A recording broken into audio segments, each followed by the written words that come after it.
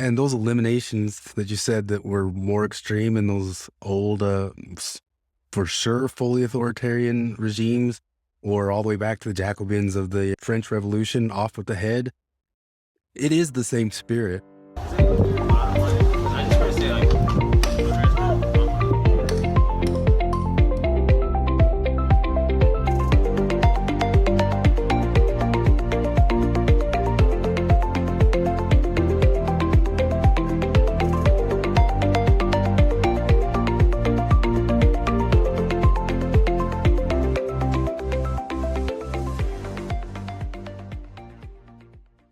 Hello, and welcome to a special episode of Talk on Things and Stuff, where we are going to start a new book review or book discussion series. And it's around a topic that I think a lot of people will find interesting because there's a lot of things that have started to show up in modern culture, in media, in even corporations, and probably even Thanksgiving dinner discussions that probably hit some people as out of the blue, like, where in the world did this come from? And I want to show a little clip that kind of exemplifies the problem that I'm talking about. I voted for Donald Trump. I voted for Trump because I thought he'd create a better America for everyone.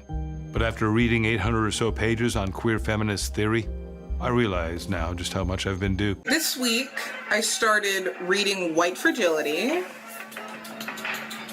It's by Robin DiAngelo. I'm being 100% serious. I think all white people are racist. And I didn't used to because I thought it was kind of woke scoldy and not really like a progressive way to handle the conversation. But the difference between my past opinion and my new and improved opinion is simply just a change in definition. You gotta understand, I come from a small steel town in Pennsylvania. If I had known the foundational text on intersectional theory, I would have never chanted, "Lock her up, lock her up." Lock her up, I think that society's definition of womanhood is evolving into something that can actually be understood and that should be understood as what womanhood is, as opposed to viewing it as a very strict, sex-oriented, like, genital organ. Yeah, I don't think that it's like that at all.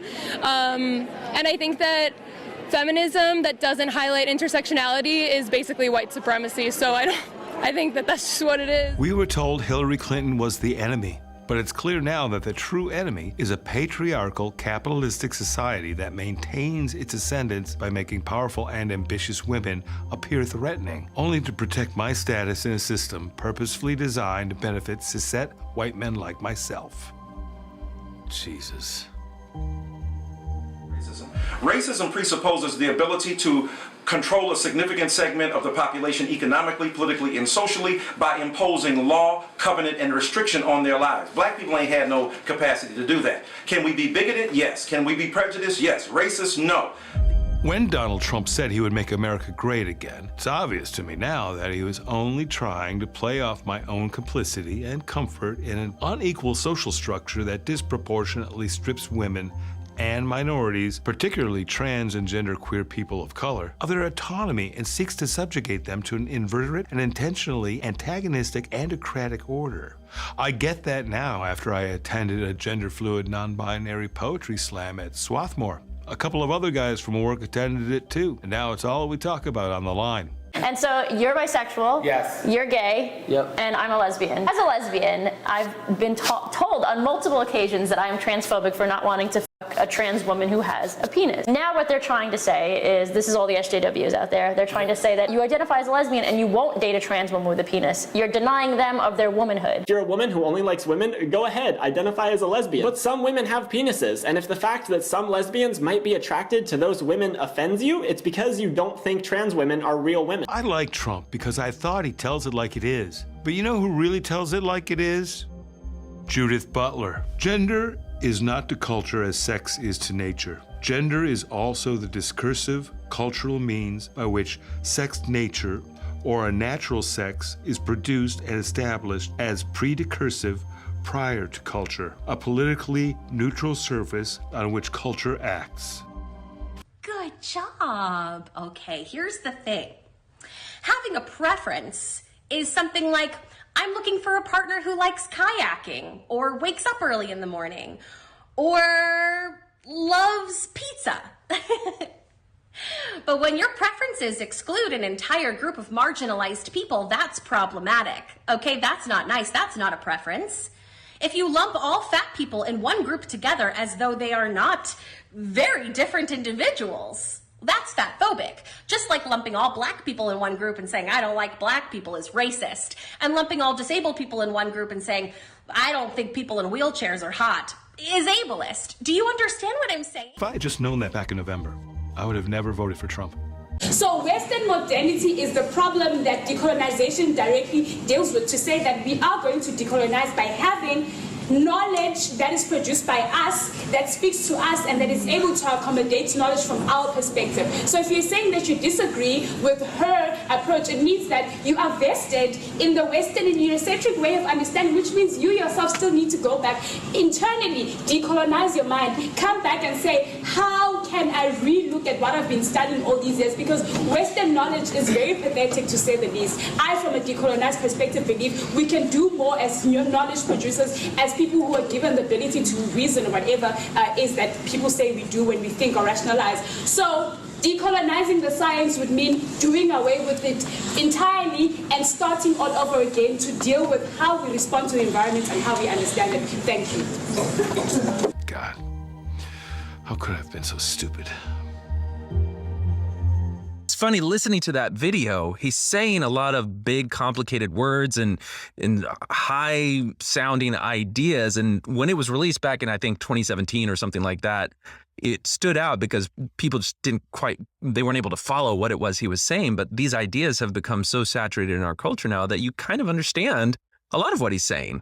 And that's where the disconnect is. And for a lot of people, if they haven't gone through gender studies or any of these things that have brought these new concepts and terms, it seems like a foreign language. It seems like something that is so radically different from our conventional way of thinking that two people coming together just have a really hard time connecting. And that's where we are going to dive into a book that'll hopefully help us kind of get up to speed with this way of thinking and try to understand what's going on.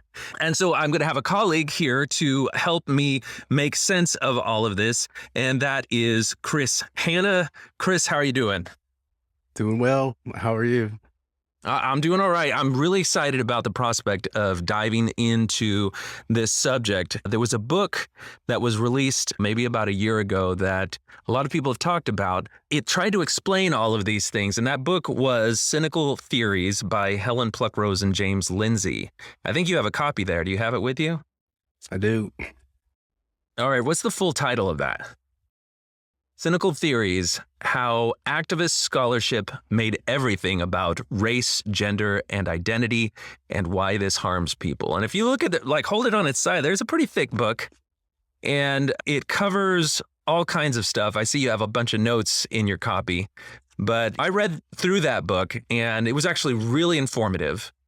But I could imagine that it's probably kind of hard for people to access. College students might struggle with it, and certainly high school and other students would. What's your take on how accessible that book is? So I came through some graduate school where I was, I guess the word is inculcated into some of the stuff. And I thought that book was already I think they thought it too. It was already the version that was easier. Because the theory itself is so complex on its own when you read it in its original source material. Just like those words that guy was saying, read directly out of Judith Butler. I think this version was already trying to take it to maybe not like such a, graduate level down to an undergraduate level. And it still was dense, and it still was overly complicated, and it still was too hard for the average person to get through to really make sense of it. They could make sense of it if they really sat with it, but it would still be a lot of words like those words. I had the same thing. There were a lot of names and ideas that I encountered for the first time in my first read through of Cynical Theories, but I still found it was difficult to slog through. So the authors acknowledged that challenge, and they said, we're going to get some help, and we're going to try to make it even simpler to explain these ideas. And that is the book that we're going to actually review. It's called Social Injustice. And if you zoom in closely, you can see the same lens is on Lady Liberty here. or Lady Justice, I guess. And it's a lot thinner. And they've taken the table of contents is very similar between the two. And I think the first time they wanted to cram in every philosopher, every thinker, every writer, and all the most salient quotes. And on the second time through, they realized they don't necessarily have to do that. They can make their point and perhaps make the book more accessible and easier to review for that. So that makes it ideal for a book review / commentary. And we're going to do that, but we're going to do it in a little bit different style. And that is that we're going to actually go through the whole book. So normally a book club, everybody has to read the book beforehand, and then you show up and people discuss it. And when you do that, chances are, you have to excuse me, this little guy is usually my co-host, and he is kind of ticked off that you're taking that spot right now. So he needs to chill, Yu-Gi-Oh. So usually you show up and chances are you haven't read the book. And so everyone just tries to sound smart like they read the book. Well, we're going to take all of that guesswork away, because what we're going to actually do is just go through the book page by page and try to get some understanding of the concepts. I think there's some more that we can add to it in terms of commentary, maybe some pop culture, modern culture additions to the points that they're trying to make, and make it perhaps an enjoyable experience. So before we start, we want to become familiar with the background of the authors. This is a book written by Helen Pluckrose and James Lindsay. And if you ever want an enjoyable afternoon, just put in your YouTube search bar either of those names and listen to a few of the interviews that either of them have been given. They are certainly provocative and entertaining. This is from the author bio page at the back of the book.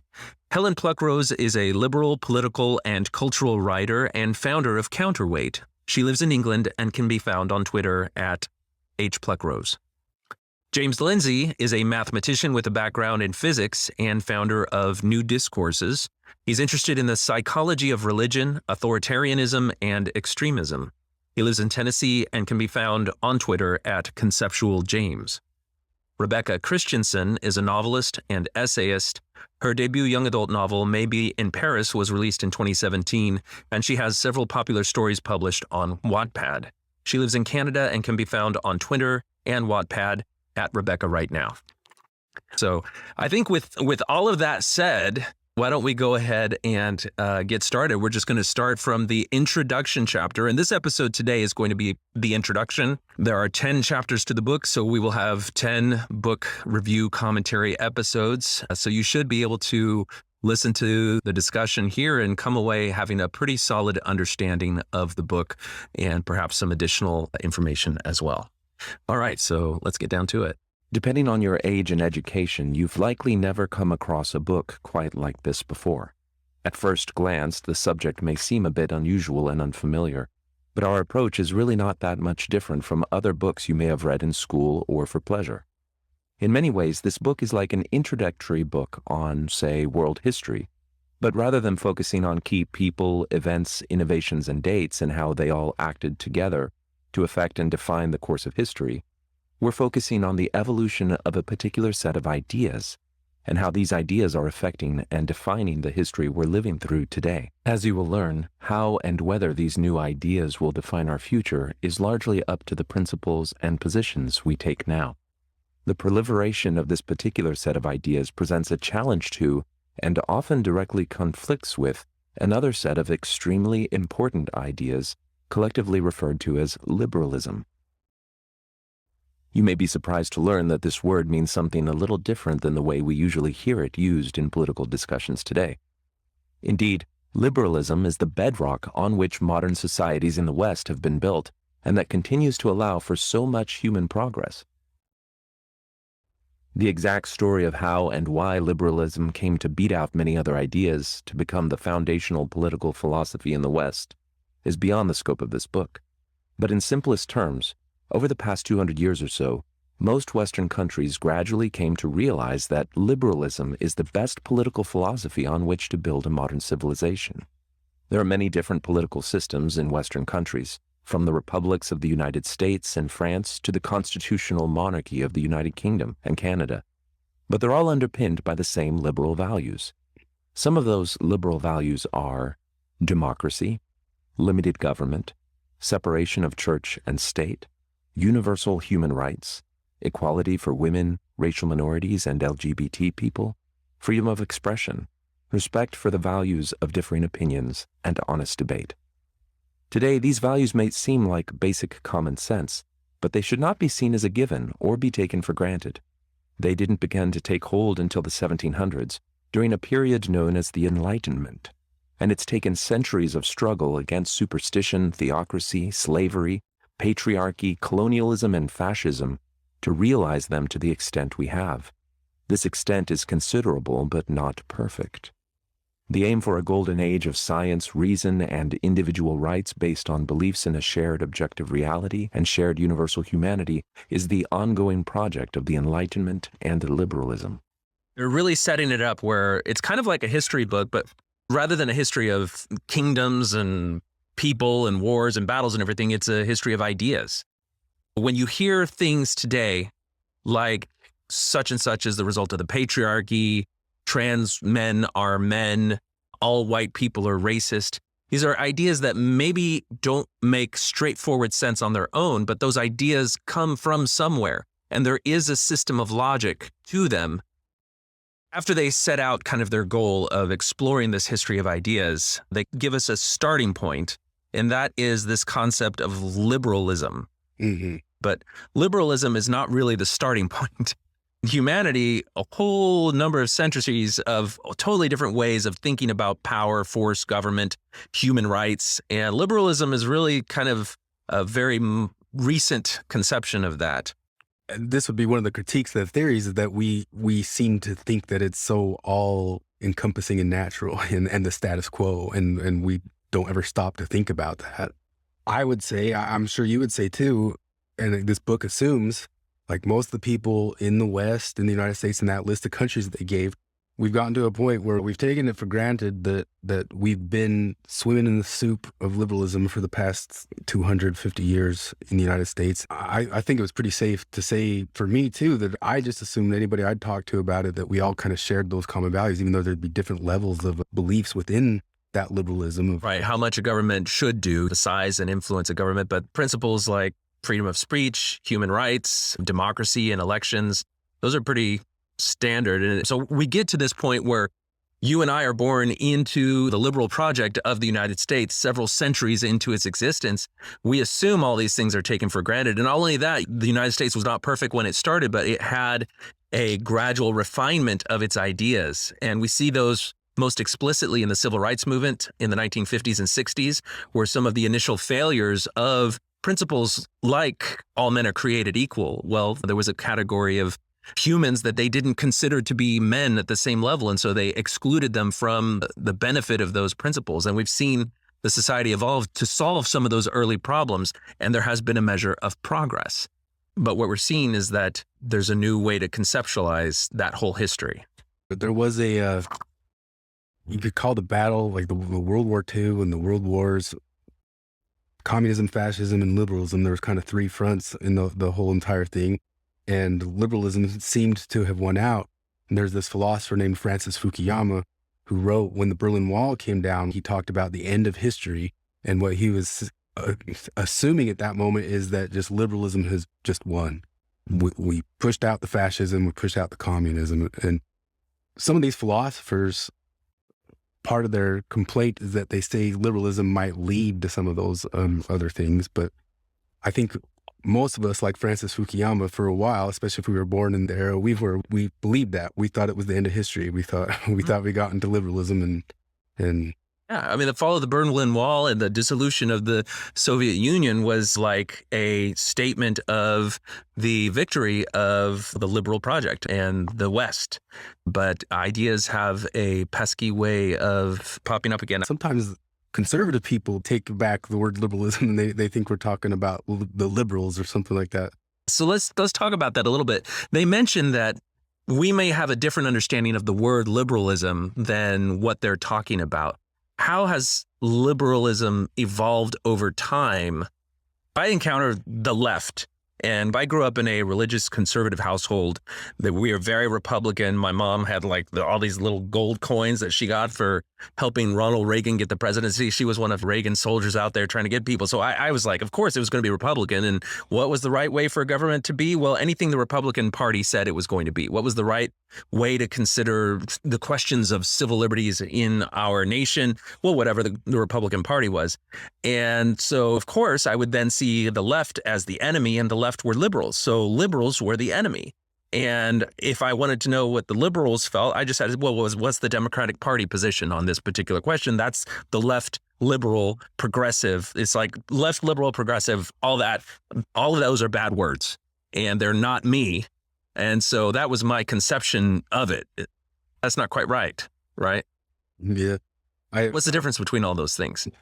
Well, they're both working within liberalism. Conservatives just have a more traditional sense of liberalism. You might call it classical liberalism, which they'll hold tight to the Constitution, which was a liberal document. And most of those precepts we get, those Bill of Rights and everything, they're enshrined in the Constitution.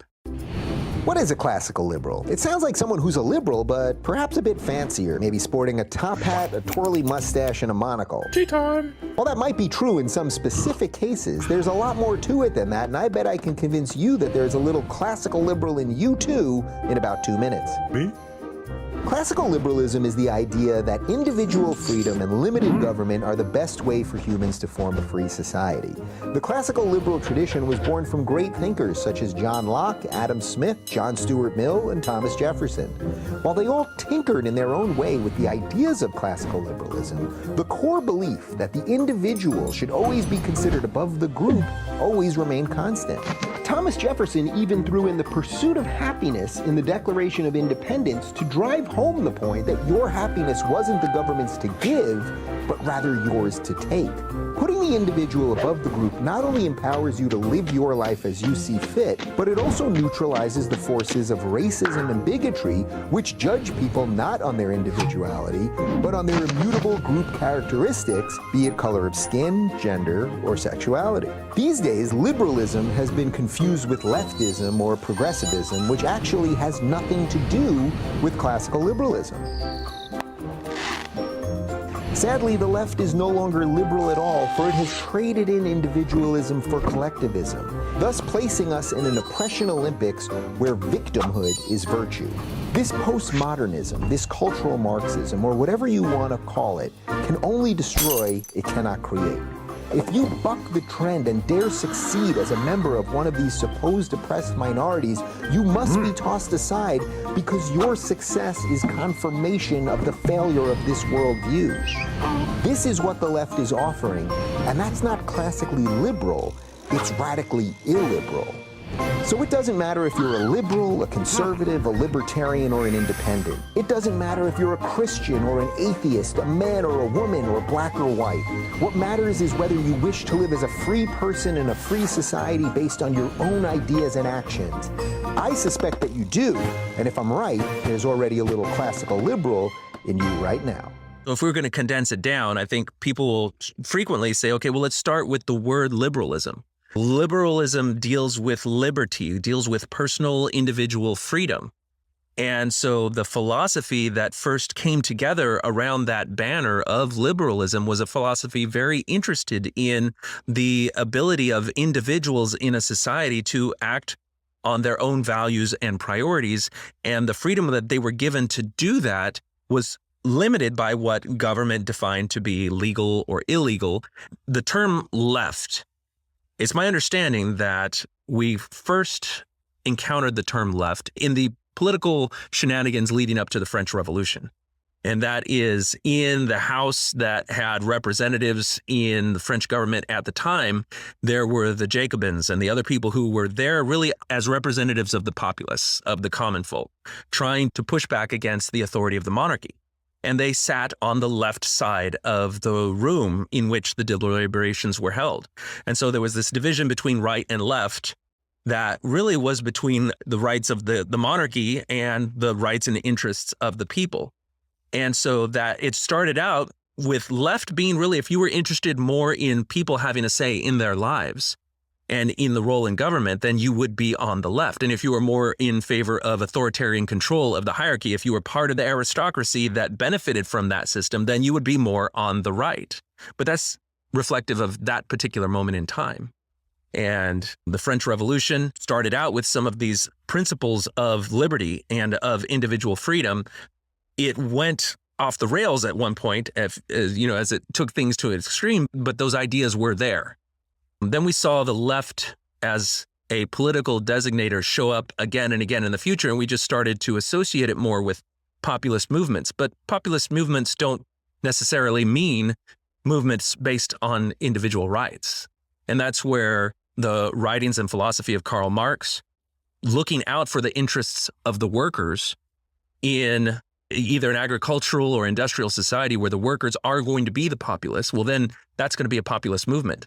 And if the rhetoric of your political philosophy talks about the populace being oppressed, then your Marxist rhetoric is going to be populist, and you could say that it's left. I think it's good to remind people that the concept of right and left comes all the way back from the French Revolution and got grafted onto our politics. And either one of those sides can kind of waft out to the point where it's now you're outside of liberalism. You've gotten illiberal, and you start becoming a little bit more authoritarian or collectivist, and it can happen on either side. It can happen in a religious way. It can happen in a quasi-religious way. Yeah, in the political realm. For me, the takeaway from this is that in the past, we may understand liberal as a pejorative, those dirty liberals, as the conservatives would say. But the conservatives themselves, if they thought about it, a lot of the positions that they hold are liberal positions. I mean, no doubt a conservative would say in today's political moment that they are for smaller government, for more freedom, for companies and people to go about their business and do what they want to do without government interference. Well, those are classically liberal positions. So that there's this double play on the word liberal. You'll see, like on Twitter, there's an account that looks at TikTok videos of people being kind of crazy. It's called Libs of TikTok.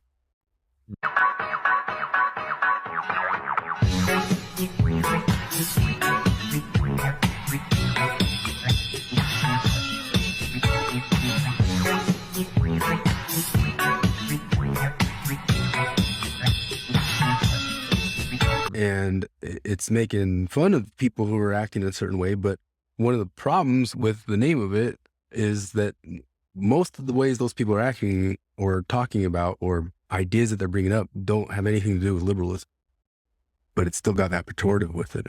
And so where did we get to a point where an account like Libs of TikTok would be where you show people who are being decidedly illiberal? And I think it's kind of like where you may have fostered your ideas, formed your political identity under the banner of liberalism. But what happens when your ideas become more and more extreme, where how to be good, how to be liberal, and soon you realize that you need to force other people to be good and liberal in the way that you conceive of those concepts. And so you've got to enforce your liberalness on people when the force that you would have to do that is decidedly illiberal, then you've lost the plot. I say the whole world must learn of our peaceful ways. By force. What? Well, you can point the other way, too, at the neocons who wanted to go push liberalism into the world through war. It's a whole different side of it. I, too, consider myself classically liberal, and at some point, I decided, or I think everybody's decided, that that's now technically a conservative position. But it wasn't, it wasn't 20 years ago. Well, what is conservatism? Well, conservatism is something that tends to slow rapid change. And so it's trying to preserve a certain aspect of the status quo. So if you go back to when our society was faced with the question of declaring independence, and well, the conservatives were the ones who wanted to stay under the control and command of the king and remain a colony. And it was the radicals who wanted to do away from that. And just at any political moment in time, whether it's the French Revolution, Maoist China, or anything like that, people who are trying to preserve a certain aspect of the status quo are the conservatives. So conservatism isn't a movement that has an actual political philosophy other than an impulse to slow down change and try to preserve things as they are. Does that make sense? Yeah, it's strange. It's strange for me. I'm sure it's strange for you, but it really is. I probably would be considered in some senses left of what the left was in the 90s, but nowadays you might call it like a conservative position to hold on to liberals. I sometimes joke around and call it it's like an Amish position, because like the Amish like accepted development up to a certain point. Yep. Like we'll take this development up to here, but now we're done. Yes. So it's like they're not just using rocks and Right. wheels. They took advancement to 1800 something, but then, nope, stop right there. And It's the end of technology. yeah. I think part of it is that these ideas have changed so rapidly, and we've seen the medium of first television, satellite television, the internet, all of these things have expanded the reach of ideas and made the spread of new ideas, which change people's perspectives, happen so much more rapidly on a worldwide scale. So we've seen this change happen, so that if you go back to when you and I were kids, then the conservatives were the ones who were trying to shut down the offensive music albums, the offensive video games, the offensive books. We wanted to censor them. We wanted to get them out of the libraries, out of the school. That was the conservative position. But now in this new moment, the conservative position is, hey, we want to preserve people's ability to say offensive things. Freedom to say those things is the price that you pay for the freedom to have the flexibility to say the next new ideas that need to take hold. It's strange to live long enough to see that big of shift, to see things flip that hard. Because I lived through conservatives getting rid of my CDs and I'd call my parents that. I would say in my lifetime it for sure was, oh gosh, do I want to use the word hegemony already? It's definitely shifted. It's shifted in my lifetime, and it's very strange to watch, but it also makes you stop and think, well, it can shift at any old time, I guess. So just so that we're clear, since we now have this idea that liberalism as a concept is fuzzy. There's different meanings for it. Some of them seem to be the opposite of what we would understand they are.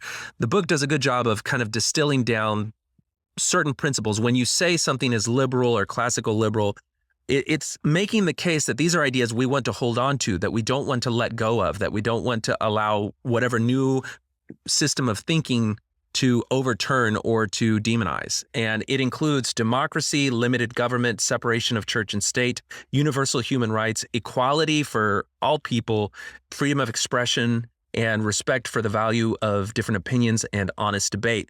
You know, all of those things just seem like, how do you make a successful society? If I was asked these questions when I was growing up, all of those things would be things that you want to preserve.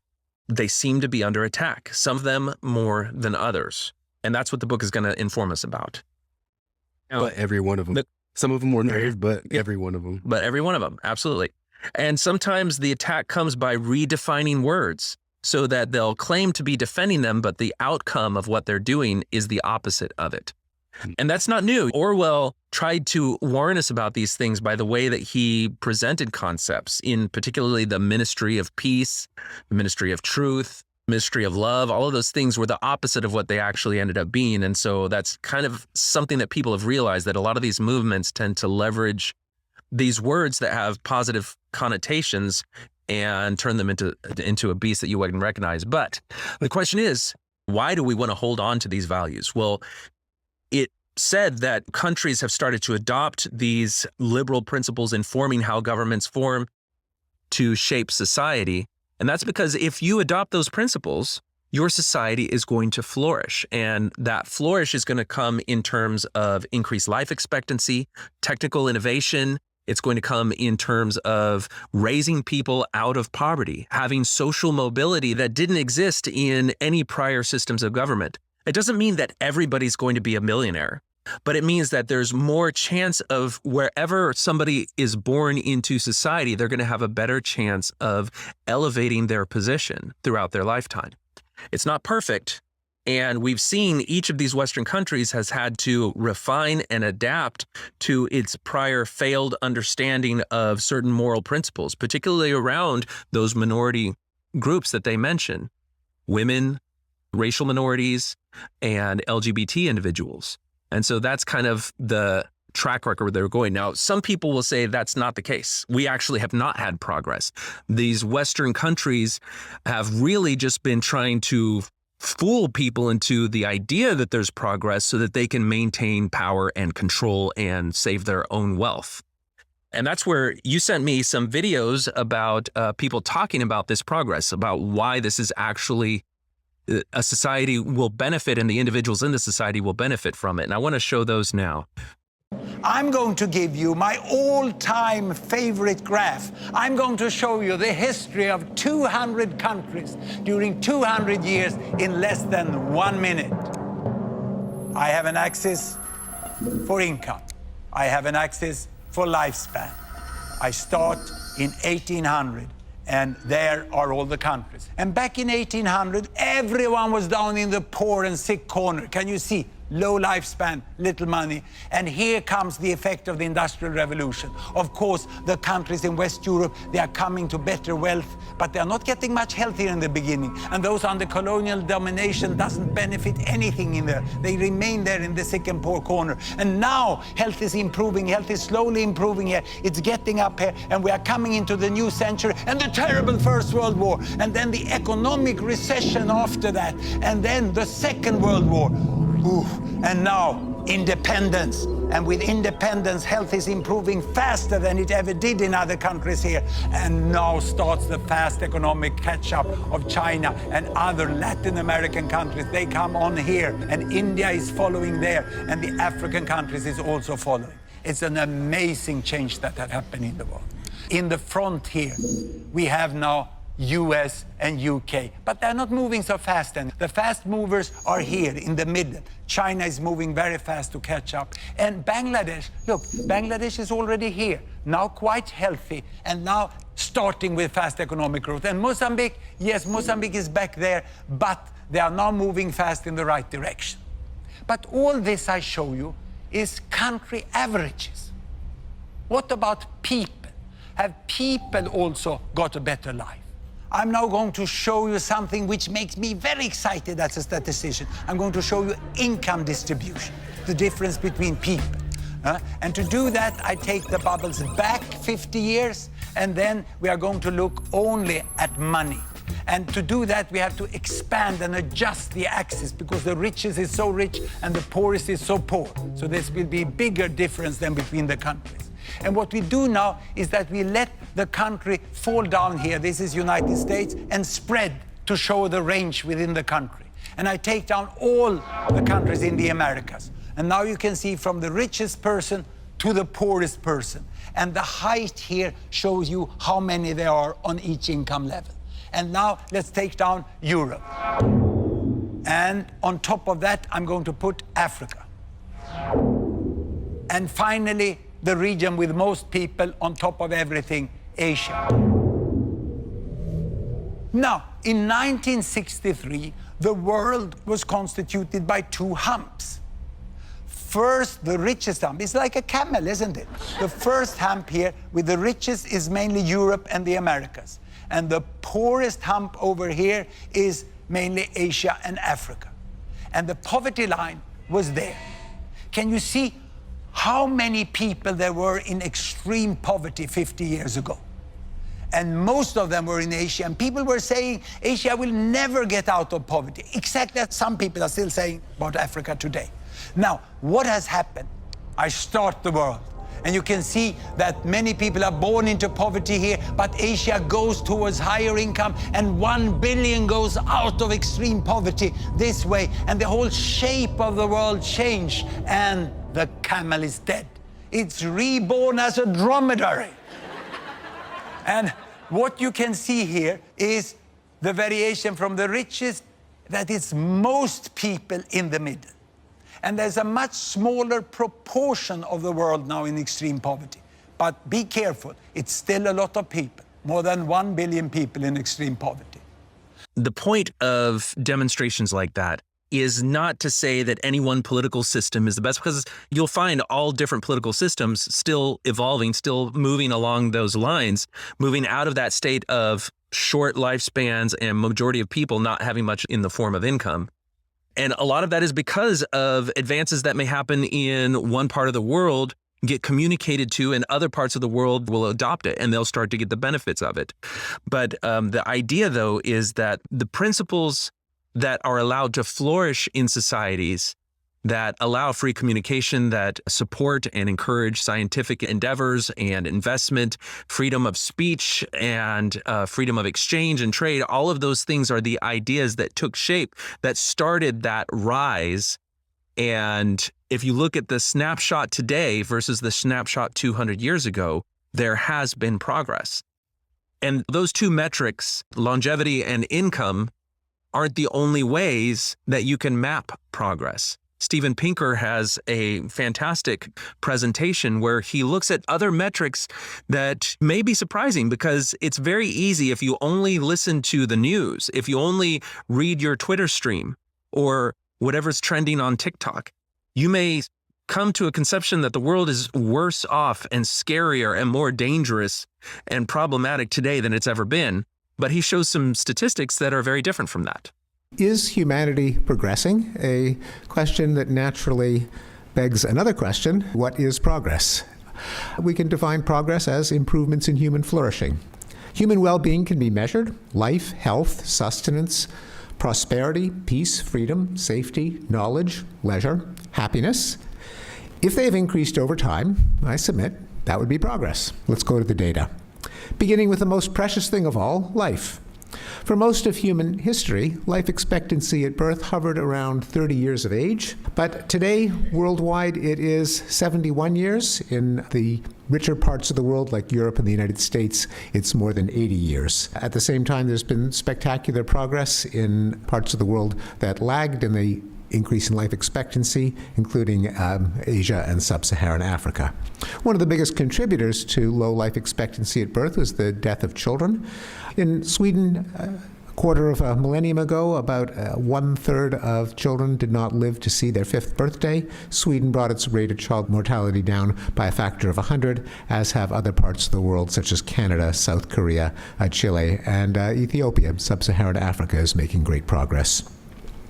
Sustenance. Famine was one of the 4 horsemen of the apocalypse and could bring massive death and devastation to any part of the world.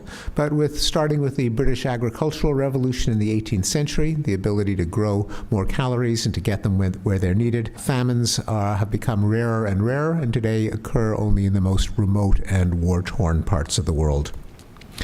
Prosperity. For most of human history, economic growth was pretty much minuscule, as we can see in a graph that plots the gross world product from the year 1 to the present. And it shows that for about 1,600 years, economic growth was about 1 pixel high. Then, with the Industrial Revolution and the spread of education, institutions like markets and finance, and the globalization of trade, gross world product has increased by a factor of about 200 since the early 18th century. This would be a dubious claim to progress if all of those gains went to the proverbial 1%, but in fact they have gone to reducing the rate of global poverty, defined conventionally as $1.90 per person per day in 2015 US dollars. By that standard, 200 years ago, 90% of the world's population lived in extreme poverty. That is now down to 9%. For most of human history, children were set to work in fields and factories, but child labor, from a rate of about 30% in England 150 years ago, was eliminated in the 21st century, as were other countries such as Italy, and the world as a whole has seen great progress in reducing the rate of child labor. In the United States, despite scary headlines about bullying and cyberbullying, the violent victimization of children at school has been in decline, as have rates of physical and sexual abuse. Indeed, pretty much all forms of violence, interpersonal violence, have been in decline. This is a long-running process. It began in the Middle Ages in Europe, when the consolidation of medieval kingdoms brought about a reduction in the rate of homicide from about 35 per 100,000 per year to 1 per 100,000 per year, a process that's replicated whenever frontier regions are brought under the control of law, such as in colonial New England, the American Wild West, and even in countries that remain violent today, such as Mexico. They used to be even more violent a century ago. The homicide in Mexico was 5 times higher a century ago. Not just homicide has come down, but violence against women, such as rates of domestic violence against wives and girlfriends, and rates of rape and sexual assault. Knowledge. The natural state of humanity is ignorance, and schooling used to be a privilege for the fortunate few. But the rate of basic education has gone from less than 20% a couple of hundred years ago to 80% today. What caused progress? And in my book, Enlightenment Now, I suggest it's been the growth of reason, science, and humanism. Even if there has been progress, aren't we better off denying it? Make sure we don't slip back in complacency. I don't think so. I think that we're not best off with a view of the world that is pessimistic or a view of the world that is optimistic, but a view of the world that is accurate. Obviously, we have to be aware of danger and suffering and injustice wherever they occur, but we also have to be aware of how they can be reduced, because even if there are dangers of falling into complacency and apathy, there are also dangers of thoughtless, fact-free pessimism. One of them is fatalism.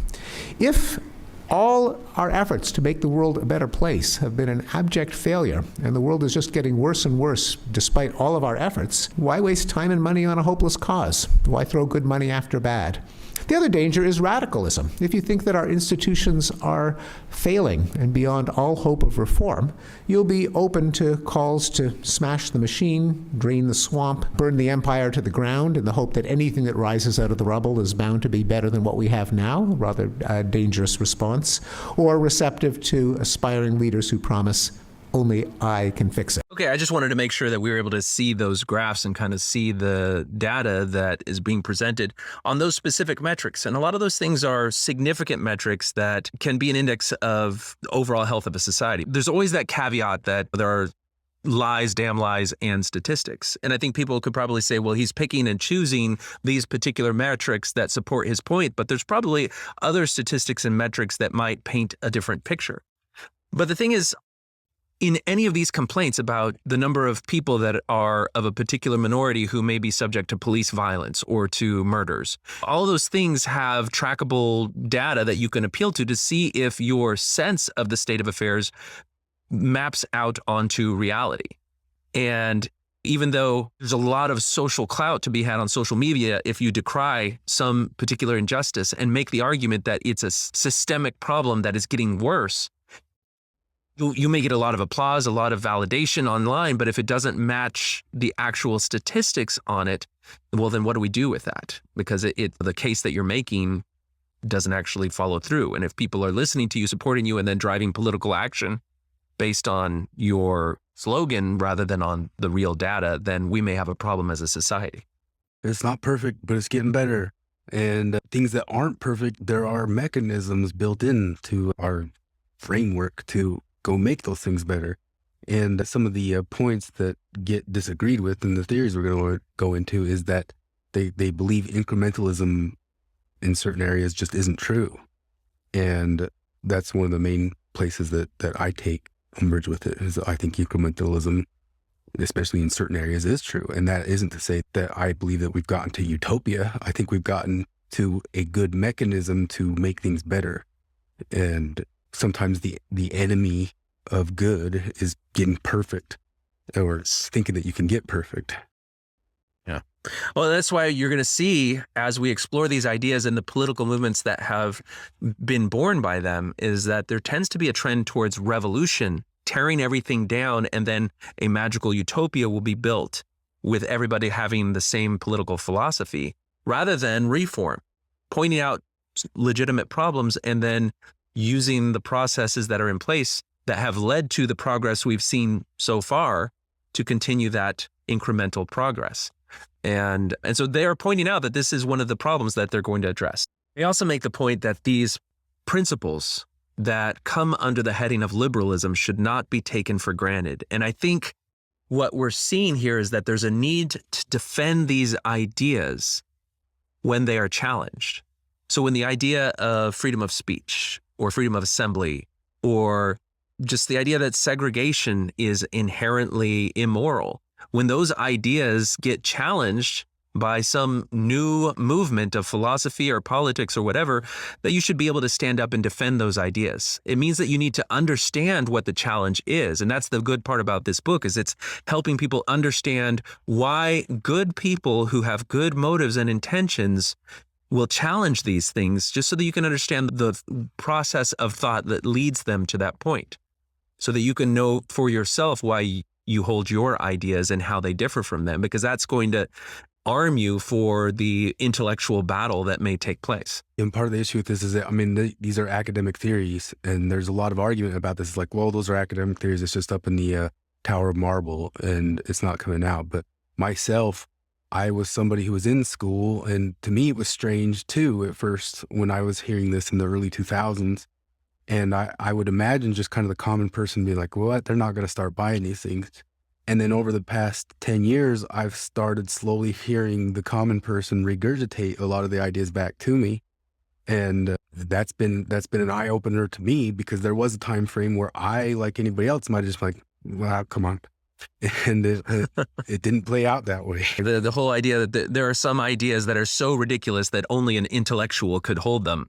Well, no, these ideas have come out into our culture, and we're seeing them in your neighbor or even television commercials, or you're being lectured at by the protagonist of a film.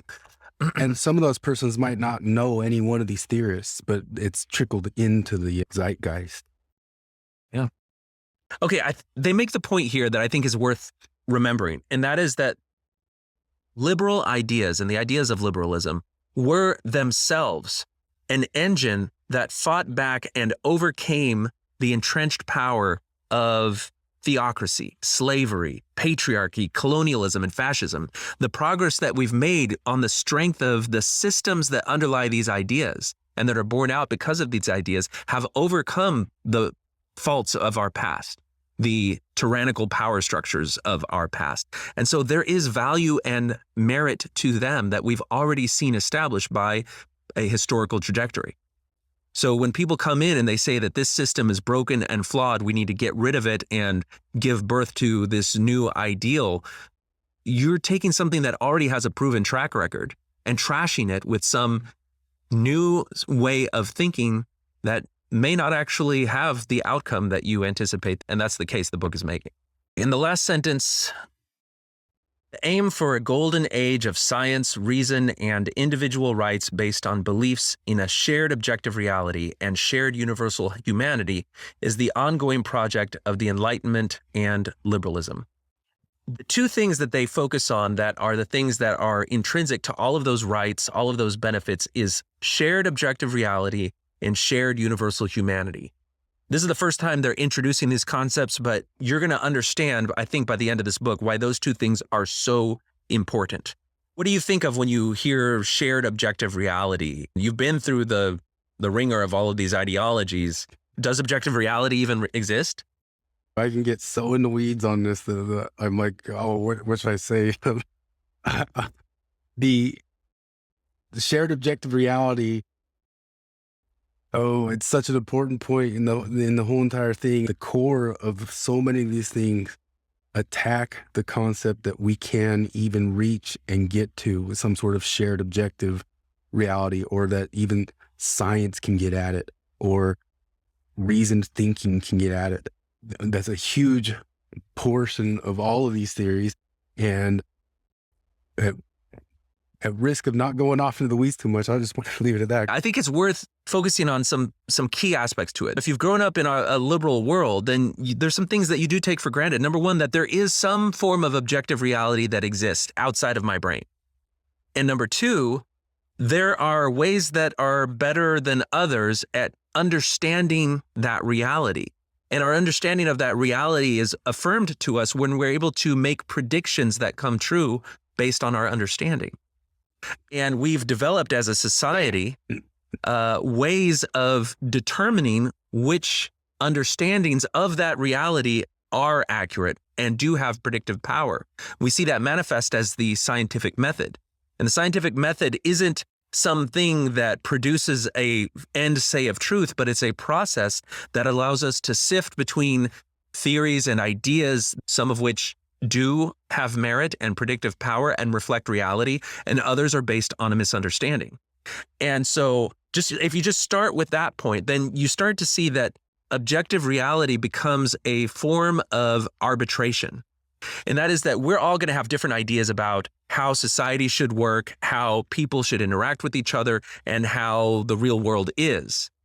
And we can contend with each other on the strength of our arguments, on rational debate and everything. But at some point, if you challenge your ideas with objective reality in a way that allows it to discern things that are true and have predictive power and things that aren't, then reality becomes kind of like it has the final say. It's going to tell you what it is, whether something is true or not, whether something is effective or not. And you'll be able to use it as a way to discard ideas that don't have merit and come to a better understanding free from false ideas. It's not a system that is perfect. And I can recommend, there's a book by Jonathan Rauch called The Kindly Inquisitors, which makes a very strong case for what he calls liberal science. And it's an approach to the scientific method that relies on two fundamental principles. The first one is that there's no final say. On any individual question about our understanding of reality, science can approach a provisional truth by challenging ideas with falsifiable tests, and those ideas which survive those attempts at falsification become a more reliable form of truth and understanding. But that any understood provisional truth now can be subject to further challenges, but you have to challenge it in a methodical way that uses rules of evidence and logic and reason in order to refine and evolve that truth. And then the second thing that it uses, no special privilege, which means that any test or challenge or claim should be able to be repeated by anyone else, regardless of who they are, whether they're a king or a peasant, whether they're black or white, male or female. Any sort of test that they do should have reproducible results. And so nobody can say, well, I ran an experiment, it told me this particular truth, but nobody else can run that experiment because they won't be able to reproduce it because they're not me. Well, those types of claims cannot be validated, and so you can't add them to the library of truths that have been tested and have survived those challenges, survived challenges of falsifiability. So those two rules, no final say, no special privilege, inform how we've been able to evolve our advances in science, in medicine, in technology, all of the different things that have increased our standard of living, given people so that even people under the poverty line today may have access to more technology because it is so prevalent in society than wealthy people decades ago. This isn't to say that everybody's standard of life is superb, but it has the effect of raising all different levels of society over time.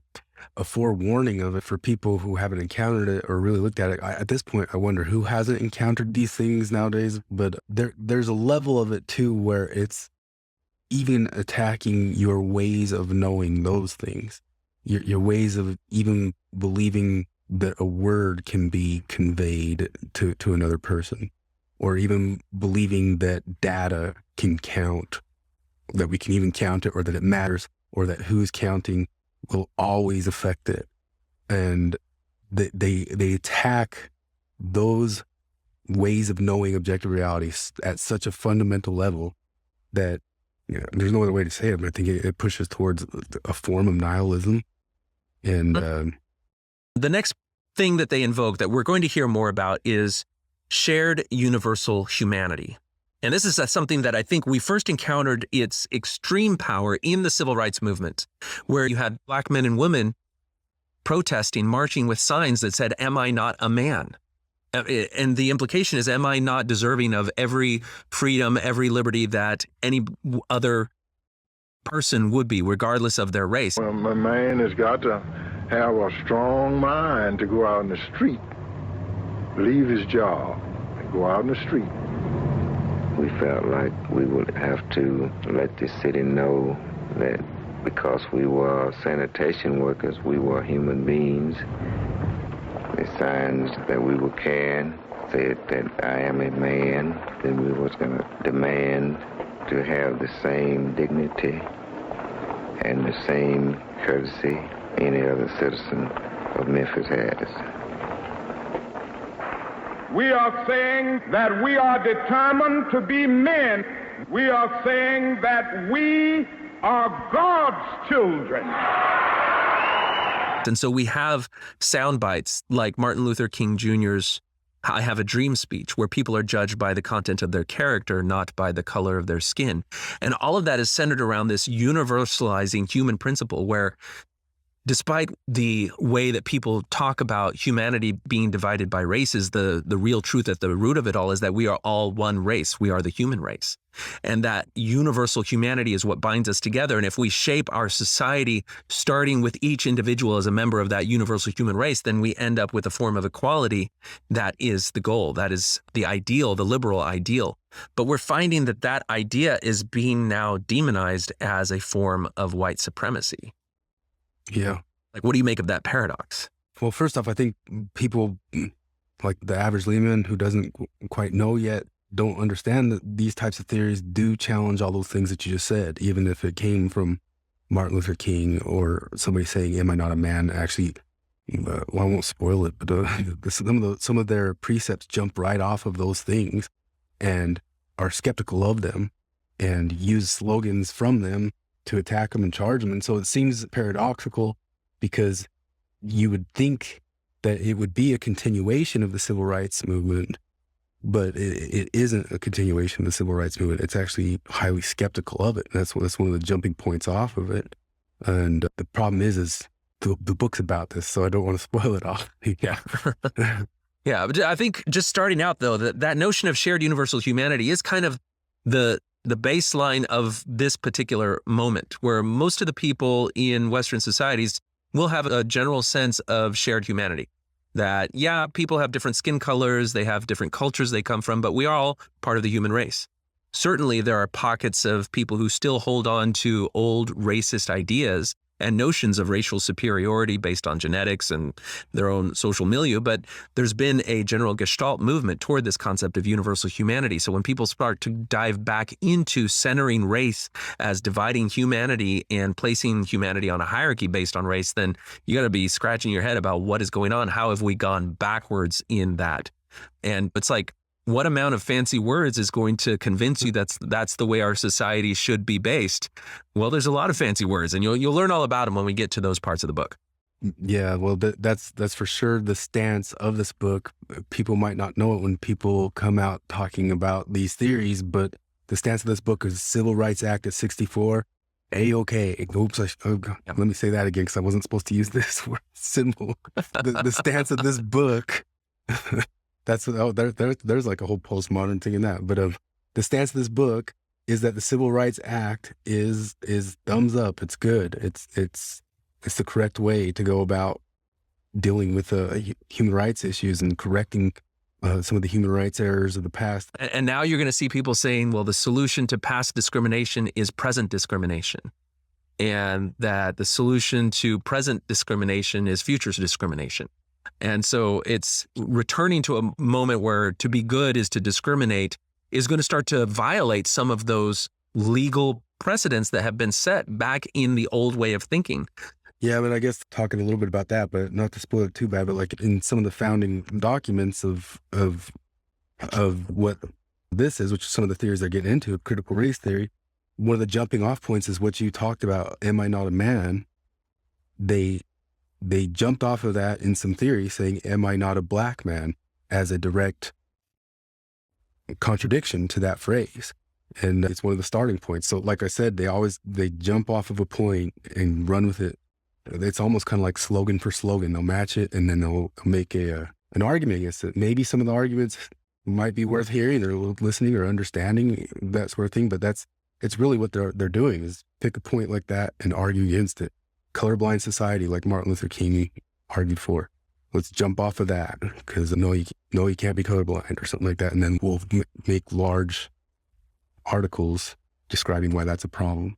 And it's funny because like that shared objective reality exists on tangible, concrete, scientific terms, but there's also a sort of shared reality that's more like a shared social reality. There are things that don't have a concrete scientific expression, but are true nonetheless when you have agents operating in a society. Game theory deals with this.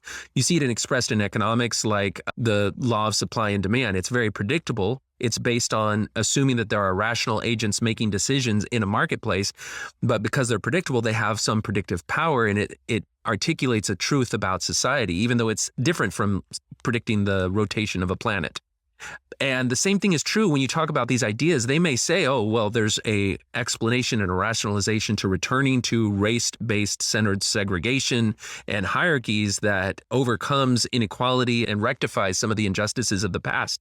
And they can make a very elegant explanation for it. But when you start to implement that in the workplace, implement that in a home, in a church, in a society, does it actually have the power to allow that society to thrive when people with different backgrounds and different perspectives come together? Is it more divisive or does it unify? And that's, I think, the reality that they're going to come face to face with is how humans respond to these systems. Because what you're doing is you're changing the rules of the game.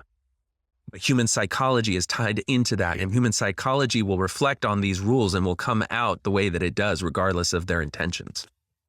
My whole entire thing with this is I think there's a little bit of a misunderstanding in society about what their points are versus these points. And my point of view is you should know it. The liberal position is you should read it, you should know it, you should know what it is.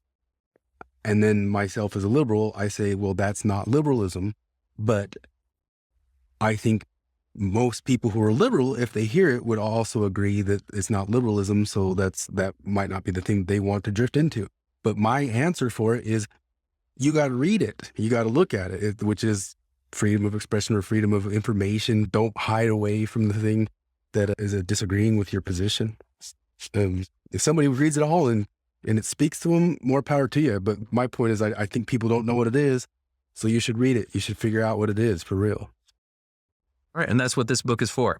All right, let's keep going. In the 1960s, a new idea emerged in academia that would question everything, including the basis of liberal societies.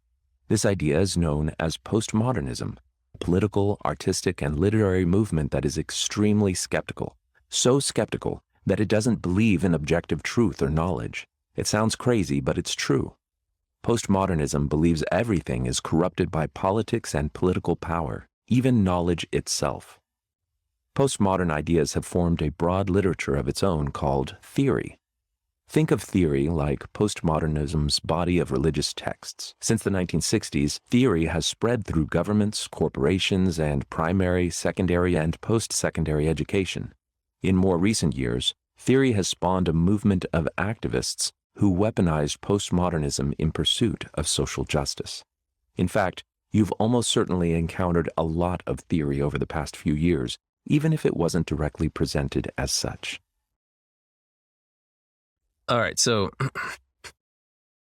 a couple of things there. I think this is where they've introduced the concept of both postmodernism and something called theory.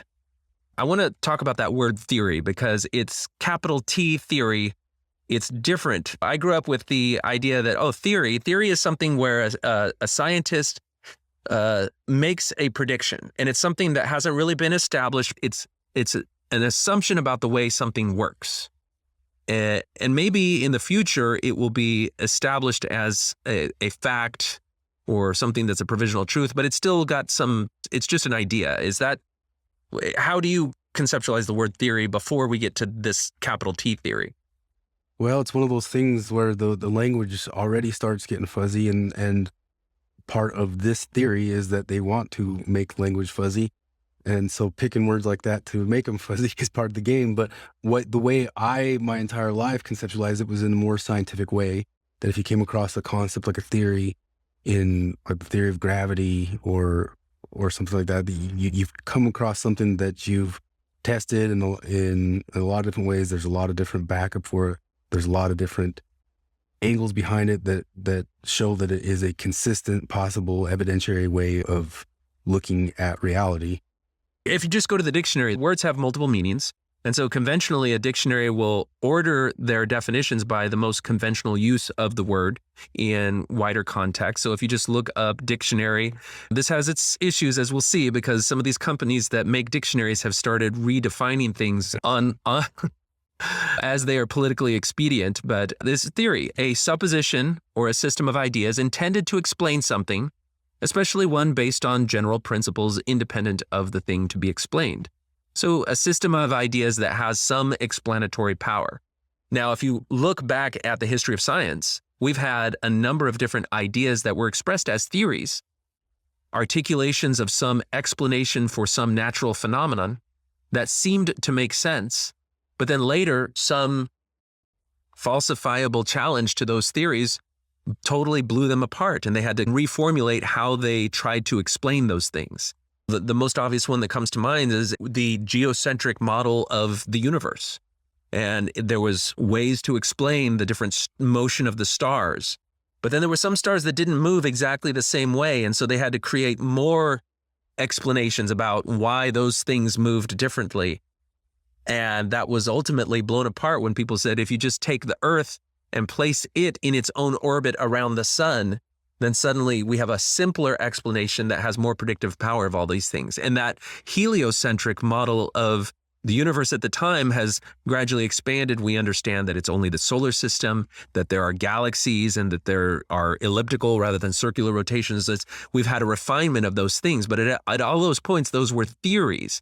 But the concept of a theory in the scientific method is that it is able to and should be challenged. Because if the theory is met with a challenge that it cannot explain, well, then that means that the theory needs to either be expanded upon and added to, or needs to be discarded with a new mode of understanding, a new explanatory approach. Or the theory untestable. It's just so large, it's untestable. Right. Yeah. But theory, as we see it expressed in the way that they have, is something totally different from this concept of theory. Well, I say totally different. Maybe it starts out as we're going to understand how human societies work. It's closer to hypothesis if you think about it, but it's guesses, it's assumptions. Like I said, it's untestable. So many of the ideas of it are untestable. We're going to come across different types of theories in this book. Some of them add into it becoming a movement or like an activism within it. Postmodernism, you could argue, didn't quite get there yet, like the original version of it. But even then, it started to. So there's a movement added in with it. Like, there's not a movement of the theory of gravity. The other thing is, like, a lot of the theories and the way that we understand theories in the past come from scientists. Mm-hmm. And we assume that those theories are based on the same set of rationality and reason and a belief in an objective world and tools to approach an understanding of that objective world. And so when we use the word theory in the context of science, it has all of those assumptions built into it. But the theory, capital T theory, that they're talking that have kind of added to this postmodern milieu is it comes not from scientists, it comes from philosophers. I think the best description of it is that it's become like a lens. It's more of like a lens than some sort of a methodology. So, I mean, lens is closer to it, but they use the word theory cynically. What do you mean by using the word theory cynically?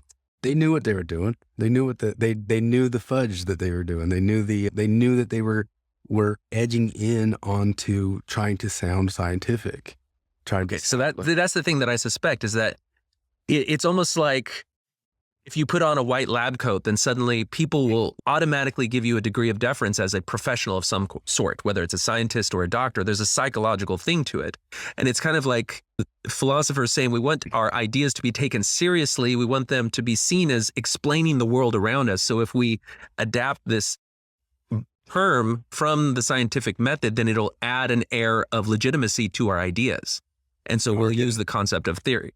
Yeah. The jargon, sometimes you can see how it serves a purpose because they're talking about something that's so obscure that maybe it needs a neologism, which is the term for like a brand new word for it. But all those other big words, like we're in the onion thing, a lot of that is doing what you're saying. It's trying to look like it's purposefully sounding like a scientific theory. And they'll borrow stuff from scientific theories to do their charting and so it'll look very calculated and technical, but they're really just putting out hypotheses and assumptions and assertions. A lot of it's just assertions about the world.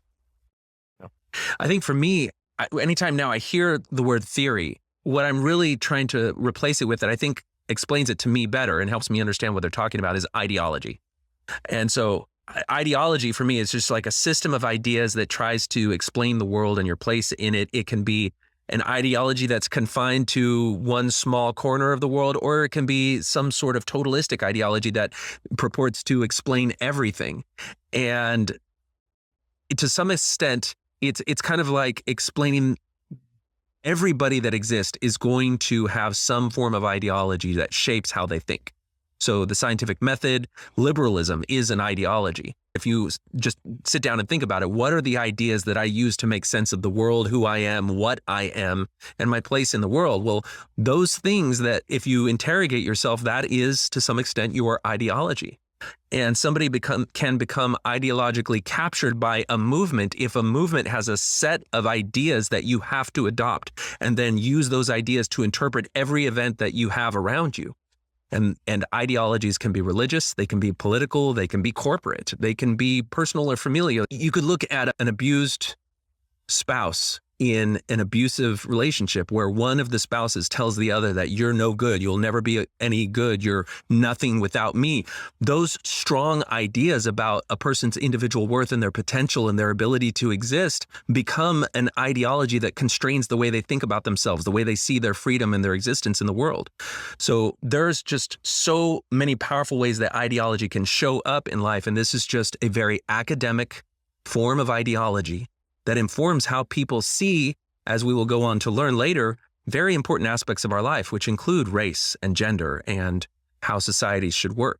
And when you realize there's a variety of different ideologies that are out there, this is where reality becomes really helpful, because you have to know, well, which of these ideologies is the best? Which one will help me succeed more? Which one will help a society succeed more?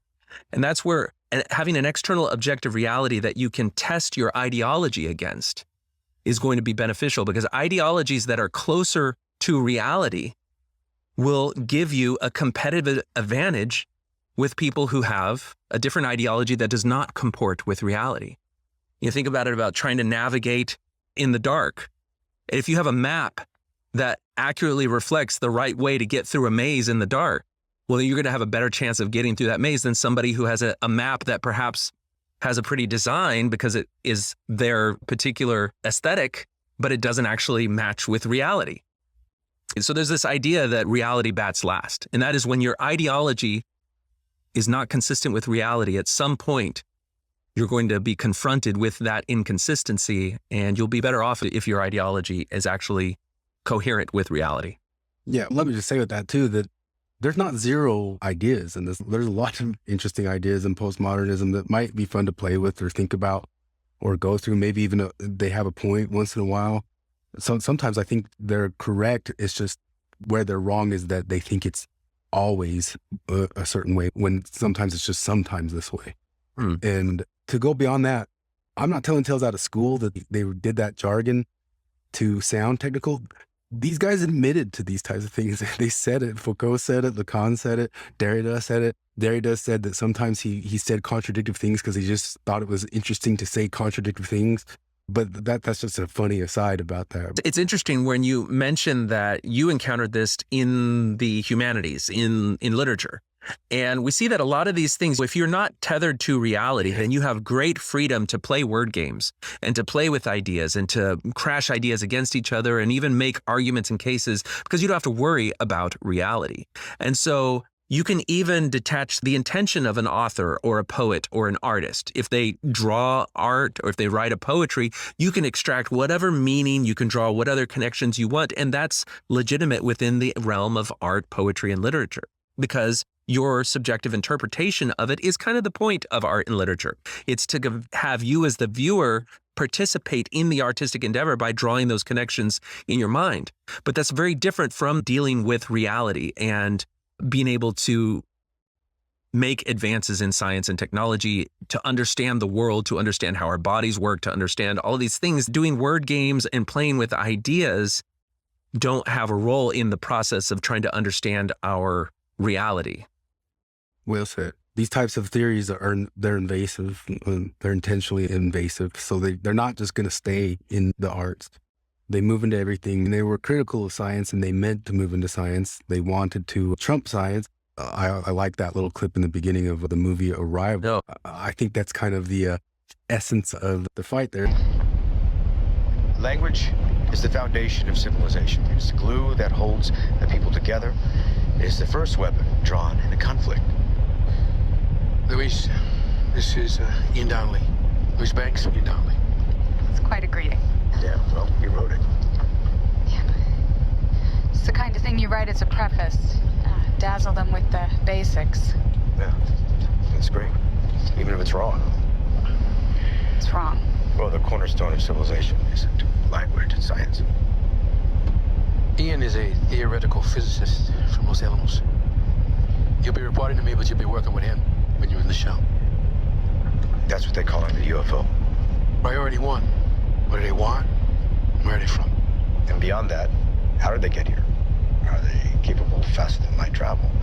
Are they, you might want a list of questions that, go over, starting with a series of just a handshake binary sequence. How about we just talk to them before we start throwing math problems at them? This is why you're both here. And then there might be like some point in that the starting point of society is the arts or the language or something like that. But language doesn't create the science. And I know all the ways that they would get mad at that sentence. Science can only be expressed through the medium of language.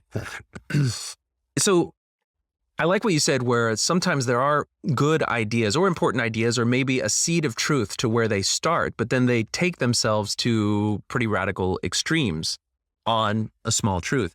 It's common for groups of people to believe they're the only ones who possess the ability to see reality as it truly is. It is no different with the woke. To be woke is to be born again, to see the world anew and feel a need to awaken others to the truth. The phenomenon of wokeness has its origins both in Marxism and even more so in postmodernism. Postmodernists were skeptical of all truth claims and disbelieved in progress. For them, everything we knew was based on stories created by those in power, and nothing could be trusted. Everything we thought we knew was suspicious and likely produced by dominant discourses to serve the powerful. Nothing was as it seemed. We were all lost in a fog created by these discourses and unable to obtain any objective knowledge about the way the world really worked. Postmodernists assured us that at least they could see through the fog and deconstruct this knowledge to reveal its flaws to the rest of us. The original postmodernism died out in the 1980s, but its key ideas were taken further by the next wave of scholars in the 1990s. These scholars created fields like postcolonial studies, queer theory, critical race theory, and intersectional feminism. They weren't happy to stand in the fog and deconstruct things. They wanted to take action and change society. They used terms like imperialism, cis-heteronormativity, patriarchy, and white supremacy to describe what they saw as the dominant discourses in society. They used the term critical consciousness to describe the ability to see these systems of oppressive power with the goal of revolutionizing them. Those who adopted this new vision of the world left behind the skepticism of postmodernism. They were now enlightened, awakened to the truth, filled with certainty about the way all of society, all systems, and all interactions really worked. They could see it all. They were woke. The way that white person complimented her black colleague on good work, that wasn't just praise. It was white supremacist surprise at a black person having intelligence and capability. The way that man is sitting, with his knees pointing outwards, this has nothing to do with the shape of men's hips and their external testes. That's patriarchal entitlement to take up more space than women and crowd them out of public areas. What about the speaker who began with, "Ladies and gentlemen"? That's not a simple formal customary address. It's the erasure of non-binary people and an oppressive discourse that forces binary concepts of sex and gender onto everyone, making the world hostile to trans people and increasing their risk of violence or suicide. See. That really is the argument. Science is a liar sometimes. Look, you're wasting our time. You're not going to get us to not believe in evolution. And why is that? Because the smartest scientists in the entire world all agree that it's real. I'm glad you brought that up. Because, Mr. Reynolds, science is a liar sometimes. Oh, boy. This is Aristotle. thought to be the smartest man on the planet. He believed that the Earth was the center of the universe, and everybody believed him because he was so smart. Until another smartest guy came around, Galileo, and he disproved that theory, making Aristotle and everybody else on Earth look like a bitch.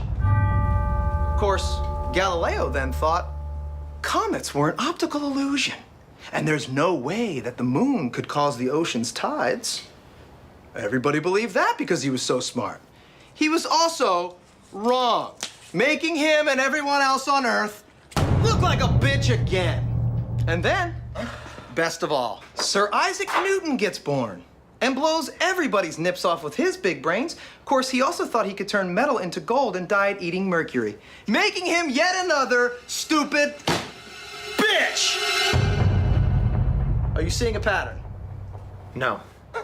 Mr. Reynolds, these were all the smartest scientists on the planet. Only problem is, they kept being wrong. Sometimes. Oh, this is insane, you fool!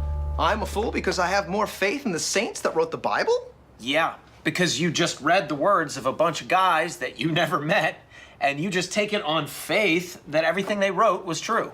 And what makes you think what your scientists are writing is any more truer than my saints? Because there are volumes of proven data, numbers, figures. There are fossil records. Oh, fossil records. Ah! I didn't even think about the fossil records. I guess I'll concede. Oh, wait, one more thing before I do, Mr. Reynolds. Have you seen these fossil records? Have I? Huh? Have you poured through the data yourself? The numbers, the figures? Well, no. I mean, no. Oh, interesting. So let me get this straight, Mr. Reynolds. You get your information from a book written by men you've never met, and you take their words as truth based on a willingness to believe, a desire to accept, a leap of, dare I say it, faith? Come on. Look, I mean, I don't even know how I'm supposed to respond to that. Like, come on. That's a false equivalency. Just answer the question, Mr. Reynolds. Sure. Yeah. Okay. I rest my case. Oh, that got me. Yeah. Frank, do you want me to? Put me over. Yeah, all right. What? Well, we're going on the fence. I mean, that's a shadow of a doubt. You actually don't believe in evolution anymore? I don't know. He created a reasonable doubt. He makes you sound like a stupid science bitch. Yeah, you good. Oh, my God. But it's the same, it's almost kind of the same argument when they go against like due process. It's like due process failed. Why? Because you didn't get due process? Yeah. So due process failed. It's the same sort of extrapolation that you get from all science is biased and politically motivated. And they get to that point by starting out by saying that everybody has a bias. It's impossible to be free from bias. And they say that like it's some sort of radical realization when the scientific method and liberal science to begin with already understands that there are biases. It was created to overcome. Yeah, exactly. And not only that, they made a science out of like naming and understanding how biases affect experimentation. And not only that, but then our academic system is set up under a principle of mutual institutional disconfirmation, which is that you don't want to be in a thought bubble, in a belief bubble, if you're endeavoring to pursue truth. You don't want to be surrounded by a bunch of people who all believe the same thing you do, because they probably all have the same biases that you do.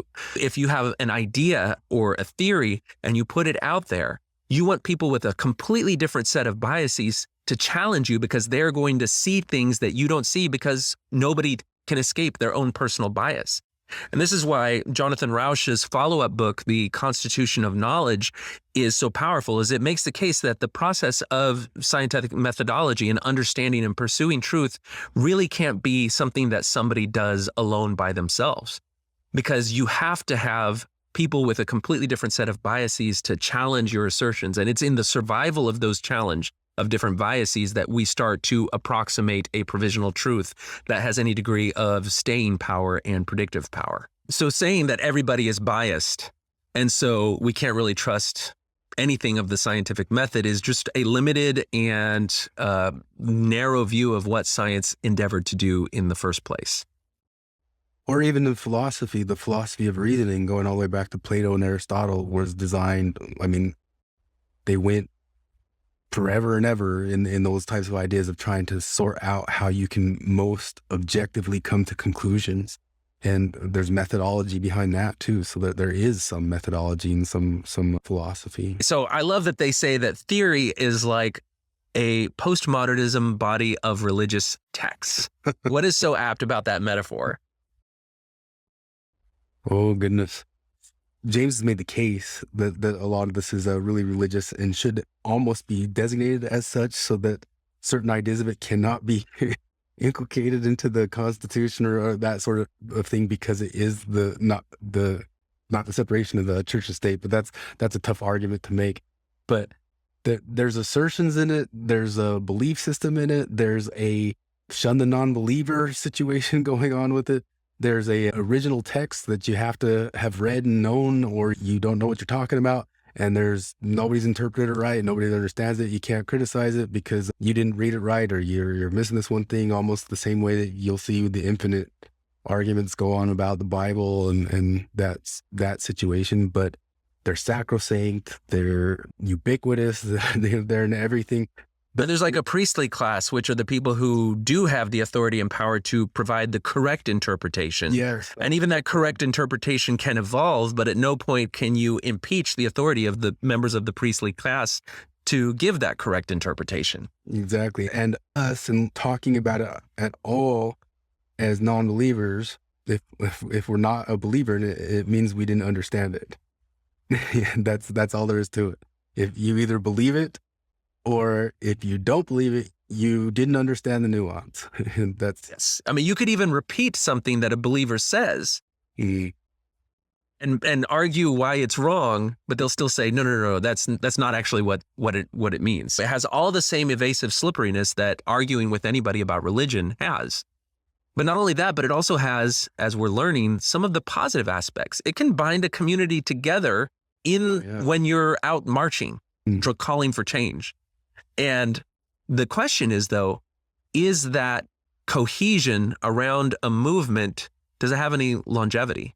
Or is it just something that is good for a moment? When you talk to people who go into high demand cults, they'll talk about how this concept of love bombing really affects them. They feel accepted. They feel like they have purpose and meaning, and everybody's really encouraging of them, and they get involved in that religious movement. But then you talk to them a few years later, and they might, if they've gone through the worst parts of the movement and come out the other side away from them, they might say, well, it got really dark after that. And some of the things that I thought were ennobling and great about it later became one of the most difficult and toxic aspects of it. So we've seen people come through the social justice movement out the other side and say, yeah, while initially I felt like I was surrounded by a bunch of people who really had my back, I felt included and loved. As soon as I started to express ideas that were different from the orthodoxy, I immediately found myself shunned, cast out, and opportunities missed, friends lost, that same sort of thing that you would think you're listening to someone who left a high demand religion. Yeah, my hypothesis, to use one that why it might not have the longevity of another religion or religions that have had longevity, is that most religions are based off of constructing something. This is based off of deconstructing something. And I think that inherently doesn't have the longevity. But if they're successful, they won't have the longevity, and maybe they won't be successful, so they can always continue. The problem is we've seen movements like this sweep across countries in the past. If we look at history, and our hope now is just that we don't get our entire society deconstructed and have to live among that rubble and rebuild from that. It could happen, but that's why they're talking about it's important to understand these ideas so that you can counter them when you do encounter them. That's the eschaton of this, which is the word of like the salvation day, or the time where the apocalypse of this is, that you do get to that moment of rubble, that in not just these theories, other theories, but the idea is deconstructed all the way down to make room for the utopian future. And so the idea, there's always this joke, I forget how it goes exactly, but like, what do we do? Revolution plus one day. Like, what happens that day? And nobody knows. They just kind of look around, because that's it'll just be good from that point on. Right. Right. Well, they have a plan to tear down, to liberate us from these systems of oppression, to dismantle and deconstruct. But then what do you do after that is the big question.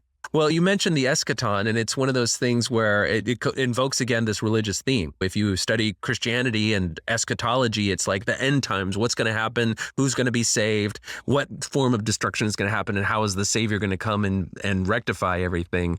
And when you hear people who've adopted these ideas, there is that day in the future where we will have dismantled all of these oppressive systems and created a new utopia. And it's just that warning bell that should go off in your head. Anytime you hear utopian visions about the future, just be aware of what it takes to actually get there. And if it involves completely dismantling and disrupting all of the things that have led to that progress that we talked about, then be wary.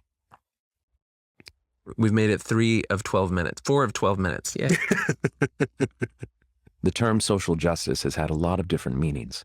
In 1971, the liberal progressive philosopher John Rawls developed a political theory on how a socially just society might be organized. He thought a socially just society would be one where anyone would be equally happy to be born into any social milieu or identity group, whether at the top or bottom of the society, because even those at the bottom would be thriving and injustices like discrimination would be exceptionally rare or entirely absent. The most visible and popular movement taking up the charge of social justice today uses postmodern theory to pursue social justice. It calls its ideology, a system of opinions and beliefs that aim both to explain and change society, social justice. The social justice movement, or sometimes more specifically, critical social justice. Many people, including its critics, call it being woke, due to its belief that it is awake to systemic injustice.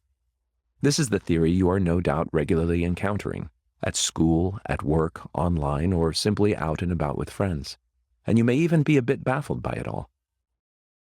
For the sake of clarity, and because it also derives from another 20th century tradition called critical theory, we'll refer to this particular theory-based movement as critical social justice, and will refer to the broader and more general idea that everyone deserves equal rights and opportunities as social justice. Here, it's important to note that the modifier critical in critical social justice has a specific academic meaning related to critique, and thus does not imply objective analysis as in critical thinking.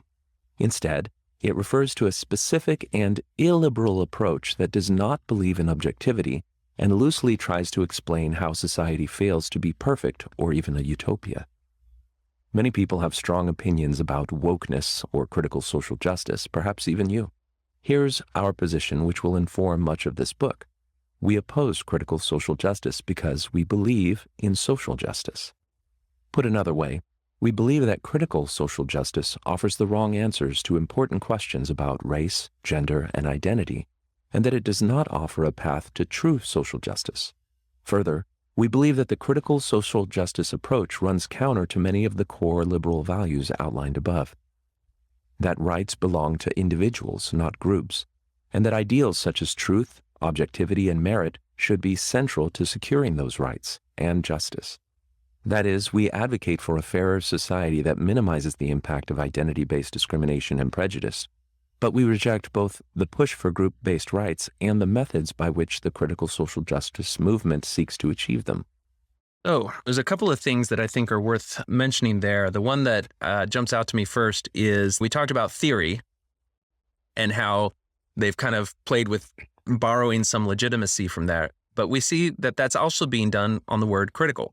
Because a lot of people who've studied logic and fallacies, all of that comes under the heading of critical thinking.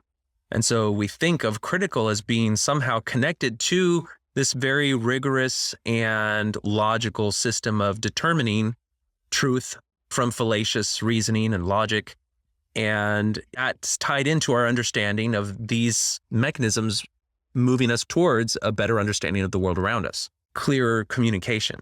And so when we hear critical theory, well, it sounds not only scientific, but also logical and rational, because it's got that same word in it. But I love how they said, no, it's not from critical thinking, it's more from critique. Critique being particularly to find problems with, to criticize not on the basis of logic and rationality to point out fallacies, but really when you talk about something that's illiberal and not using logic and rationality, you see it expressed in something like if somebody says A-OK, that hand signed right there, you don't care really what they meant by saying it. All you care about, if you're a critical thinker in this mode, is that this hand sign was once used or associated with some white supremacist movement. And so now if somebody uses the hand sign, you can say, look, they're clearly a white supremacist. They were giving a dog whistle. So you're taking that realm of interpretation where you're allowed some flexibility in how you interpret something, where you can play with ideas that exist in the realm of art and poetry. But now you're bringing it into the real world with real consequences where it really does matter what the person meant when they're trying to convey something, or when they even do something without any thought at all. But you're now ascribing them badness and problematizing something as simple as a hand gesture because it can be politically actionable.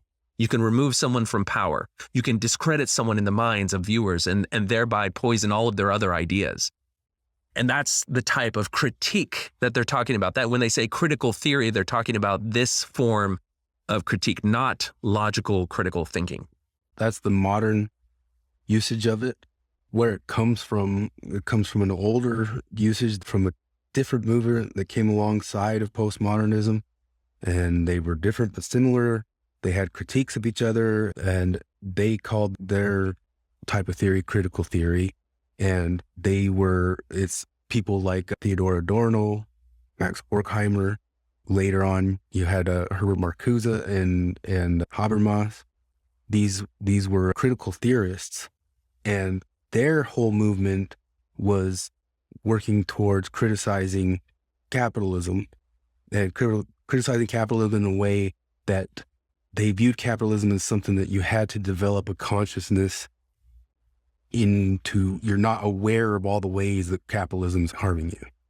So you had to develop this critical consciousness and this critical theory to constantly point out where it was harming you, or where it was causing problems, or where it was affecting society. And that grew up alongside the postmodern people in the 40s through the 60s. And the modern day critical theory, critical fill in the blank theory, married the two of them up and then added in their different things from it. But so they borrow from both of the schools. But you can already see right now where we've got theory from postmodernism, critical theory from another school. You're already two different things. They're both called theory, critical theory. Then you have the current day applied postmodernism theory, and they're all a little bit different. They're all using those words. They're all sounding like they're talking about the same thing, but they're not the same thing. This is actually it. To throw them a bone, this is a problem in most philosophy. If you come across any philosophy, they all start kind of picking up the same word, but then giving it their own definition. But they did it really badly through those whole eras. And so those two things nailed it up. And I'll just say that it became internet popular because Jordan Peterson gave it a name, and he called it postmodern neo-Marxism. The critical theory of Adorno in them is what he was referring to was the neo-Marxism side. When I first heard that thing said, the second that I heard that he said it, I knew what he was talking about, and I knew that it was pretty accurate. And this book is trying to give a genealogy of how they all came together to form the stuff that really dominates universities now, and through the universities pushed out into media, because all the people from the media have been through some of the same schooling I've been through, or all the people in the arts get the same schooling, whether they go to college or not, through the same thing. And just to say, I didn't say it at the beginning, but when Jonathan read this book, it was all kind of like a head trip for him at first. It was a head trip for me when I first got into graduate school. I didn't know what I was into. I didn't know this was part of it. I didn't know I was supposed to be learning these things. And when I went all the way through it, there was a level of religious inculcation into it. And a lot of stuff, maybe that happens with people religiously, kind of rubbed me like, what? But these are the oracles. I can't speak against the oracles. I mean, I guess I got to go with it. And then only from continuing to read it and continue to look at it and continue to try to understand it, I started from the big jargony stuff, which a 20-something-year-old kid, I always joke that I read Derrida's Grammatology all the way through, I didn't read a word of it. I poked through it since, but like some 20-year-old kid reading that, when you're just kind of reading it. Yeah. So yeah, I read grammatology, but I went to the libraries looking for this book. I went to my professor's open hours trying to get them to summarize for me this book or books like this book. I spent a lot of time trying to figure it out. And part of it was I thought I was am I just dumb or something? Like, where did all this come from? What's going on? What are we doing? And I know that all the other students felt that way. A lot of them would kind of turn to me and ask because they thought because I know that they didn't take as much time as I did to go try to get extra answers. But I also know from that, at that time frame, I'd go and talk with some of my professors in those open hours, and those professors would be and some of those professors are retired because some of those guys were classically trained. But that's part of the issue is generations went through and generations of professors have changed. And this is a lot of what Jonathan Haidt talks about, is that those universities have been altered, their mission, hired, and who's been moved in. And I luckily got there when there was still a couple classically trained professors and was able to learn from them. You did bring up something, which was that when you talked about the critical theorists, what they were trying to do was find this explanation for why the greatly predicted rise of the proletariat to overthrow the capitalist bosses didn't happen. And they looked at society, well, capitalism is giving us this affluence, and so they seem to be happy with their lives and they're not protesting. What's wrong? What do we get wrong? And then this idea, well, they need to be awakened to their state of oppression. And so we need to give them an understanding to awaken their consciousness to their oppressed state. And so that's where you give them reasons to have a grievance. That's where, can you change someone from being complacent and happy and content in their life to being disgruntled just by giving them ideas? And I think the whole movement showed that, yes, you can do that. Critical theory is to develop a critical consciousness. And that critical consciousness is your mind transformed by ideas that give you grievance that then you can use as a justification for rising up and fighting against these systems. So it's basically, I mean, the critical theorists would think that Jonathan and I here are both thoroughly duped by liberalism that we've been touting this whole time. And we've got a false consciousness. We're not aware of all the ways that it's not as good as it could be. I guess to some extent, going back to the religious theme, being awoken to a critical consciousness is the same thing as being indoctrinated into a religious ideology, where before you may have seen people who, some people are kind, some people are rude, there are sociopaths who are out there, but then you get indoctrinated with the religious ideology and suddenly Satan has control of some people. Or some other supernatural force may be controlling some people. And so you start to interpret and assume that that's what's behind people's actions. Well, it's the same sort of way where you could be married to your spouse, and sometimes your spouse does things that are not very thoughtful. Sometimes they seem to be centered more on whatever's going on in their life and not really talking to you that much. And it could be you before would just say, well, relationships have waxing and waning cycles. People have a variety of ways that they're being, but you could become indoctrinated with the idea that patriarchy and male superiority informs every action at every moment of every day of your spouse. And suddenly you can interpret all of their actions as some form of expression of dominance by inhabiting this patriarchal system. And now you have a very sophisticated and moralistic way of deconstructing your relationship and saying, well, hold on a second, this relationship doesn't work for me. And I need to extract myself from it because it's toxic. And so now what previously maybe wasn't a perfect relationship, but few relationships are perfect, you've now completely deconstructed and it lies in rubble at your feet because you've adopted an ideology for which there's very little reconciliation or forgiveness. So you get to the points where things get swapped out from economic things to cultural things. Cultural Marxism is the thing that you'll be called every word in the book for using the phrase. But I see. Instead of the thing that you need to be critically conscious of that's poisoning you is capitalism at the top of it. Maybe it's patriarchy, or maybe it's race consciousness or heteronormativity or whatever. So you swap out the capitalism and you pop in a cultural issue. And then the part of the postmodern issue of it is that if we have arguments against it, there's postmodern arguments of why they don't count. They don't work. They're not good enough. It's data. It's developed from a corrupted, biased way of looking at the world. And so it can't even be looked at or used. And when you criticize their approach to the problems of racism, of economic disparity, of prejudice, they're going to counter with, well, then you must be in favor of these oppressive systems or these oppressive problems. You must be in favor of racism. You must be in favor of sexism because we're trying to fight against those things. And so you criticizing our methods means you're in favor of these things. And so it's kind of a rhetorical sleight of hand that allows them to paint any of their critics as bad people.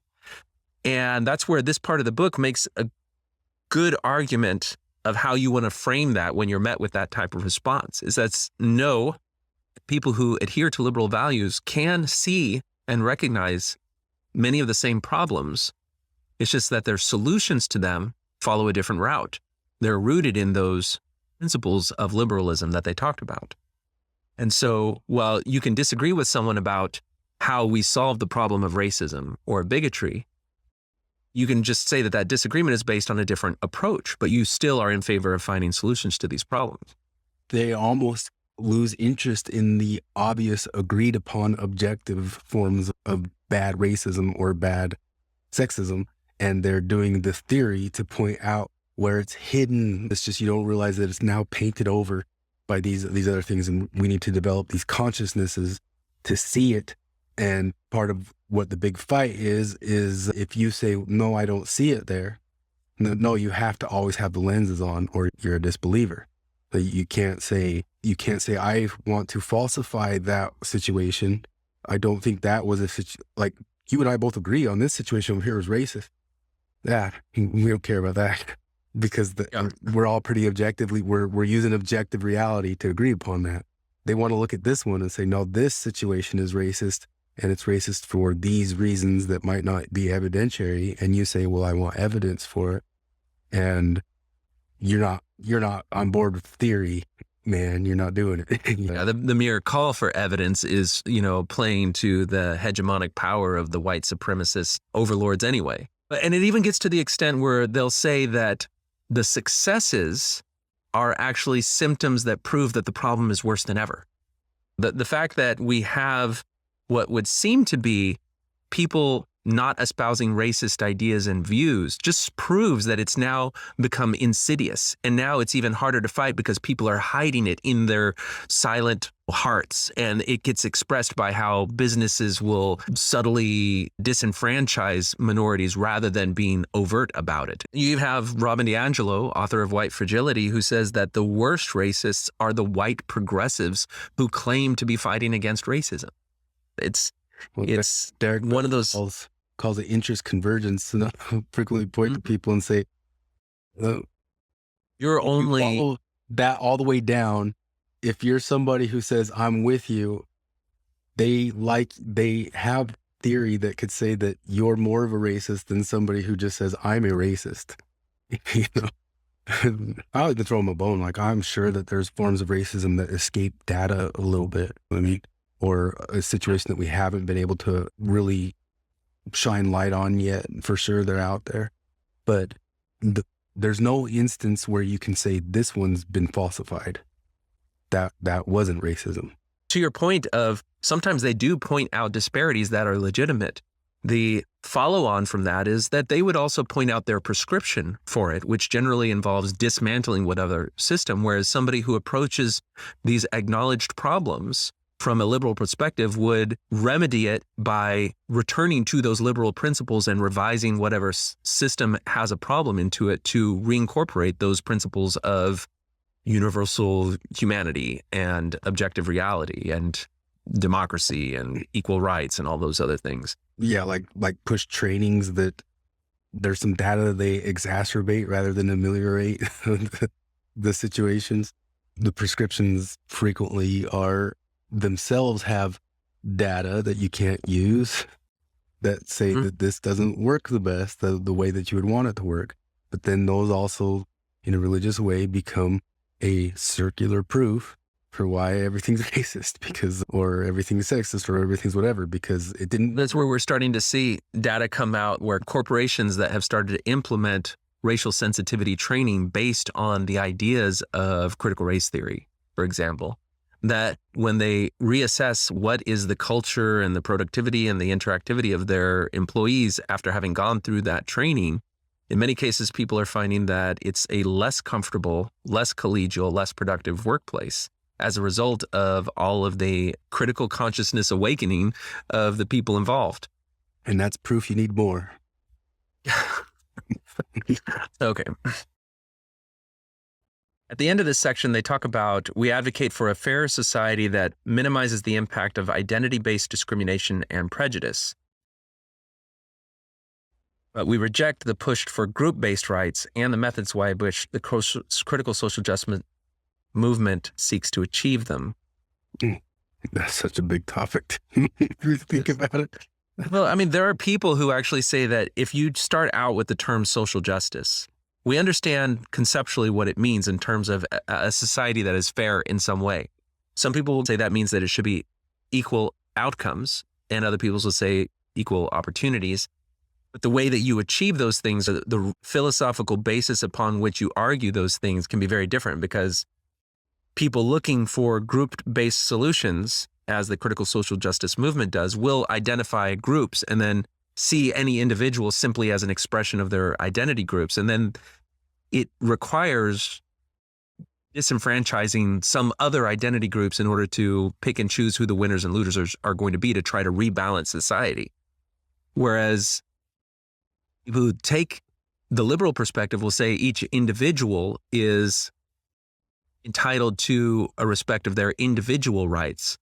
They may be able to be categorized into some of these other groups, but if we design society to protect the rights of each individual, then that has the best chance on average, on whole, of improving the state of affairs for everybody in the society. And that's a way to achieve justice socially, but without having to stratify your society into social categories or something like that. Unfortunately, if you go down the rabbit hole with them, is, hey, we can make this fighting happen.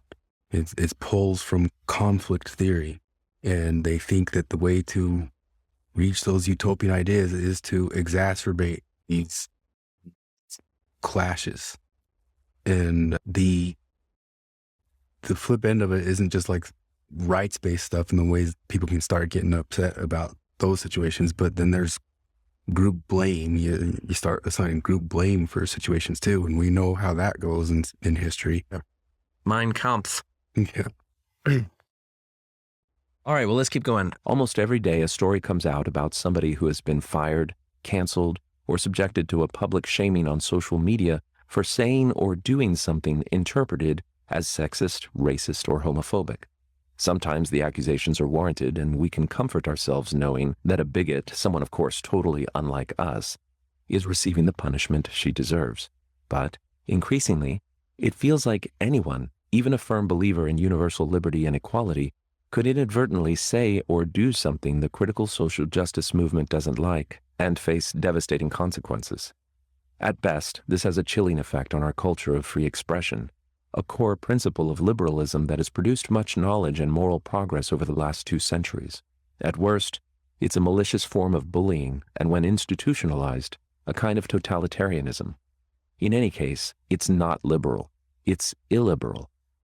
These changes stem from a very particular view of the world, one that speaks its own language. When critical social justice scholars and activists speak of racism, for example, they aren't referring to prejudice on the grounds of race. They have their own definition, which can be summarized as a racialized system that permeates all interactions in society, yet is largely invisible except to those who experience it or who have been trained in the proper methods that allow them to see it. This very specific usage of the word inevitably confuses the average person.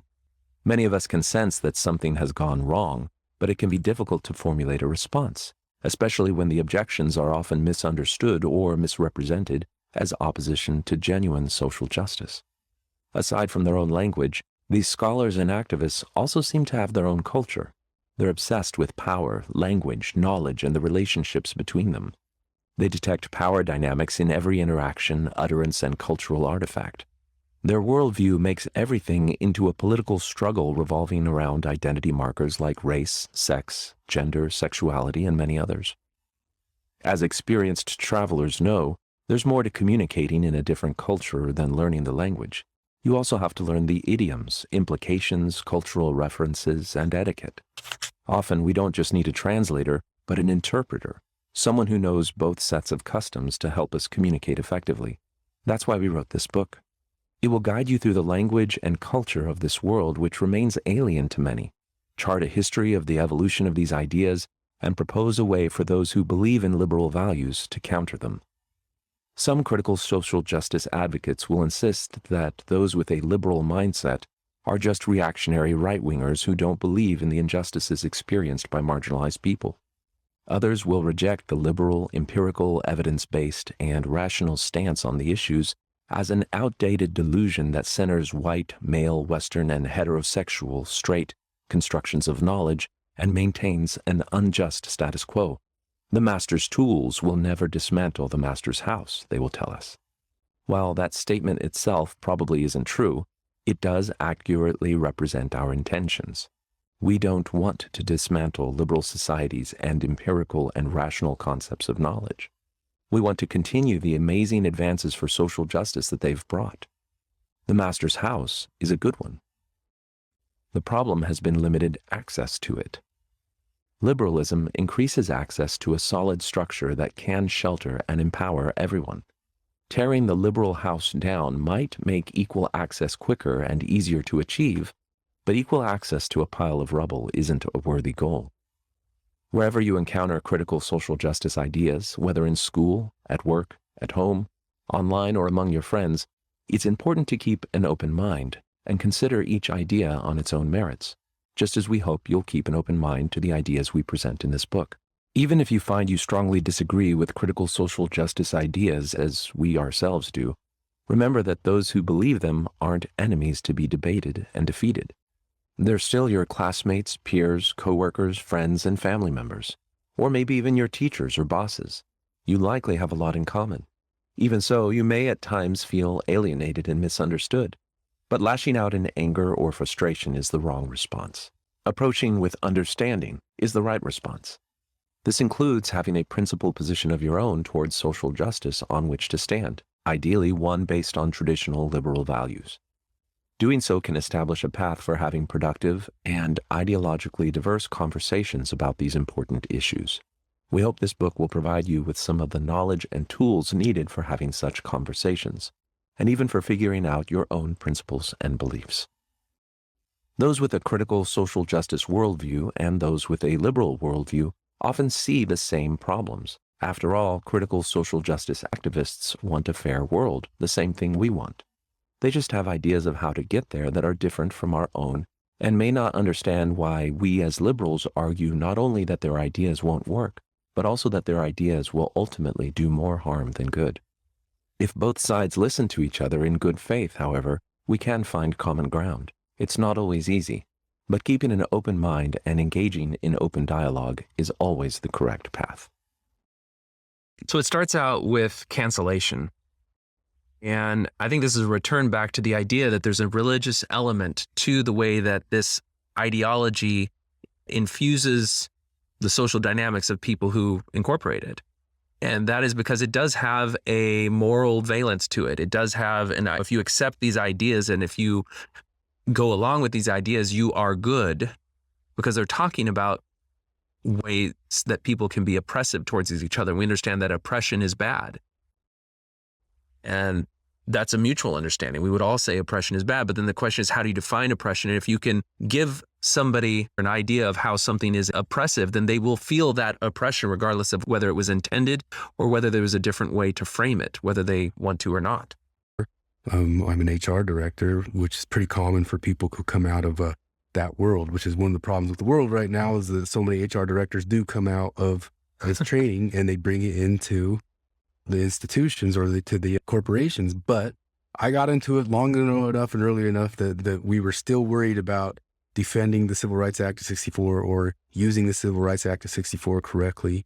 So I speak out against it just simply because just because I disagree with it, like politically, like for liberalism, but I think it's also the best way to be able to judge and handle situations in businesses, and when you come across something that may or may not violate the Civil Rights Act of '64, which there's an evidentiary basis for reviewing some sort of situation like that, rather than a new cancel type situation for doing. And businesses can just get rid of people, but previously the liberal way, there needed to be evidence for it, or there needed to be something that was maybe a universally agreed upon thing that was actually a racist thing that happened for somebody to lose their job. Or maybe there's a forgiveness that somebody didn't realize something sounded racist, so they say, sorry, okay, don't do it again. But now it's, sorry, you're out in a second. And if you don't think it's coming for you, no matter how on the side you are of this, it'll come for you. That's all there is to it. And that goes to where there's a puritanical element of it, where there's no forgiveness. And there's this form of moral extremism that then infuses the culture and causes divisions. And they're just leaning right into it. And the circular firing squad is certainly the manifestation of that type of impulse. And it becomes literal when you look back in history at other political movements that have been fueled by the same type of conflict theory that you see. So look at Marxist socialist movements in other areas where they've used the same framework of awakening critical consciousness to the state of oppression and then fomenting revolution. And then those people come into power, and the same people who were part of the movement to overthrow existing structures are the first ones that are eliminated as power is consolidated by those who have. It's not to say that that's exactly what's happening in America right now, but it's just to say that it doesn't matter who you are. If you can be problematized, if you speak out of turn and go against the orthodoxy, even out of ignorance, that there's really no forgiveness for you for that. And you can be canceled just like anybody else. And many times it's only once someone's been canceled that they reflect and see how illiberal the process is and how dangerous it is to have a society that's full of inquisitors. And those eliminations that you said that were more extreme in those old, for sure, fully authoritarian regimes, or all the way back to the Jacobins of the French Revolution, off with the head, it is the same spirit. I just want to say,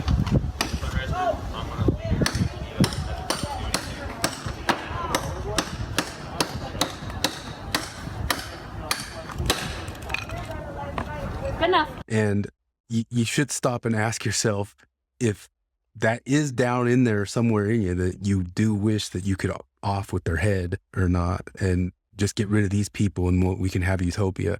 And maybe there's some idea nowadays that if we can just get them off the internet, we can all have internet utopia or something like that. But in today's day and age, there's so much that people make their livings off of on internet or communicate with people off of internet, that you have to understand that in some sort of level, you are pushing them into digital gulags. It's an altered form. It's not the eliminations of olden days, but it's got the same spirit to it. It rhymes with some of the ways that people have been isolated and punished in the past for having wrongthink.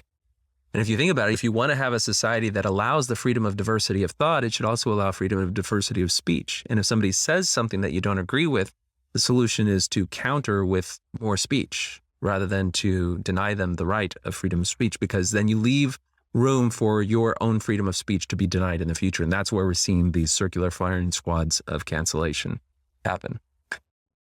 Okay, so as they go along, they talk about jargon. They have their own language, their own culture, and their own ideas that are essentially foreign as visiting a foreign country to people. And this is where you may have encountered it for the first time when you hear someone say something like, all white people are racist, or black people can't be racist, or trans men are men, or a lesbian refusing to have sex with a trans woman is transphobic and a bigot. At first encounter, if you're not familiar with the genealogy of the ideas that lead to those statements, they're going to sound almost counter to reality and counter to some of the principles that you take for granted. But when you learn them, you can kind of see where they come from, but then that should also arm you to be able to articulate why you disagree with them, if that's the conclusion that you come to. But it's so foreign, it does seem like a foreign idea for it. So that's the point of this book, is to try to explain that. And some of that is the jargon from the clip at the beginning. And then some of that is the same vocabulary, different dictionary. Like we were talking about, the word theory has all the different meanings to it. That happens a lot, not just the word theory. It happens with the word critical. It happens with the word democracy. It happens with the word, we'll come across them. We'll come across them as it keeps going. James Lindsay, he called it strategic equivocation. The words have multiple meanings, and part of the idea with it is to sometimes use one meaning and the other meaning and go in and out of both of them and leave it like that, because cynically you are trying to confuse a little bit or evade one meaning by jumping back to another meaning when they know that they're doing that. And that's all part of the language too. Well, that's the sort of thing where those tactics will work on you if you are not intimately familiar with the different definitions of the words and how they are conceptualized and used. And that's going to be the point of the book, to get you familiar with some of that stuff so it won't blindside you. So you can't be gaslit by somebody saying, well, we didn't really mean that, when previously they did really mean that. I mean, you've got examples of that manifesting now where, well, we didn't really mean defund the police, but then you go back and they really did mean defund the police, but they can always play on what defund means. Yep, exactly that. That's one of the million of them. Look. I really like the tone of the closing section where they talk about, we're going to talk about the different approaches and different understandings, different solutions that are offered by these people. And you're going to encounter people in your life, loved ones, who will come at you with these ideas, and you're going to want to engage them, but you need to remember not to see them as enemies to be defeated. It's not your goal to completely, utterly destroy or humiliate or disconnect yourself from these people, especially if they're ones that are close to you.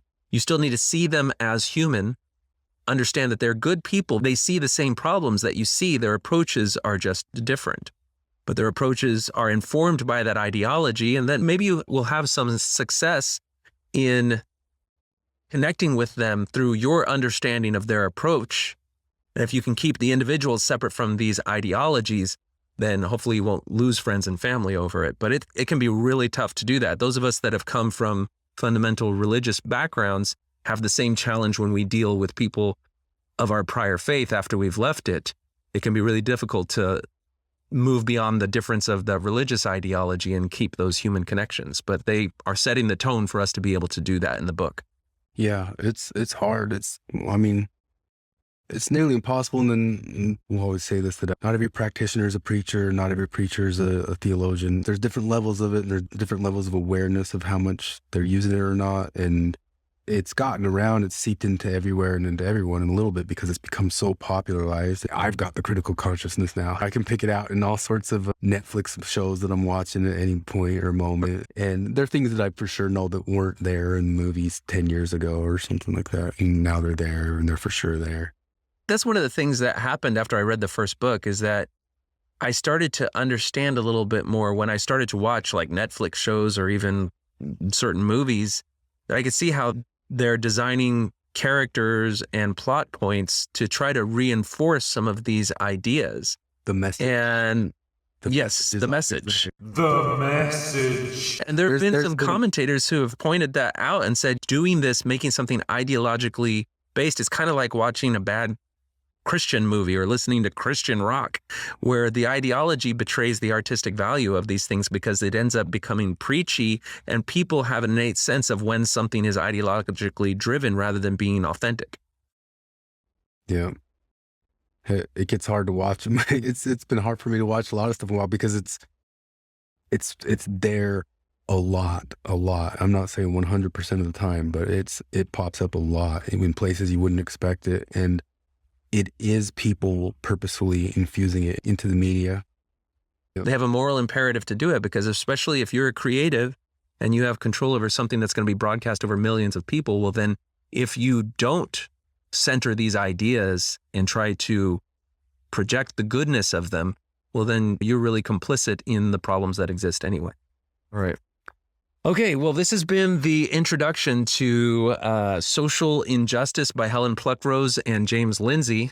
we are going to meet again for chapter 1, where we dive deep into the origin of postmodernism. So, say any final words, Chris? Yeah, my final words are there's also people who are far left, socialist, and whatever, and they don't get involved in this stuff. I have far less of a problem with them. I maybe still would disagree with them, but even these types of theories will get on those people. They'll call them vulgar Marxists or vulgar socialists or something like that. Or there's another term, the dirtbag left or something like that is what the. Oh, really? Yeah, and those people I have because they're straightforward and they're a little bit more honest. Well, they're honest with I believe in Marxism, or I believe in socialism, or I believe in this leftist idea, and they don't buy in to this types of stuff. So it's not a complete monolithic theme for the entirety of the left. And I do have far less of a problem if things are not going to be taken to these religious levels, or not going to be taken to these levels of obfuscation and denying science or denying falsification or even objective reality as a way to exist in the world. There are socialists who can make arguments all based off of objective reality type stuff. And maybe they'd even win me in a debate on that sort of subject or something like that. But it's in a world where we can agree upon objective data. All right. Well, until next time then, this has been Thoughts on Things and Stuff. This has been Talk on Things and Stuff.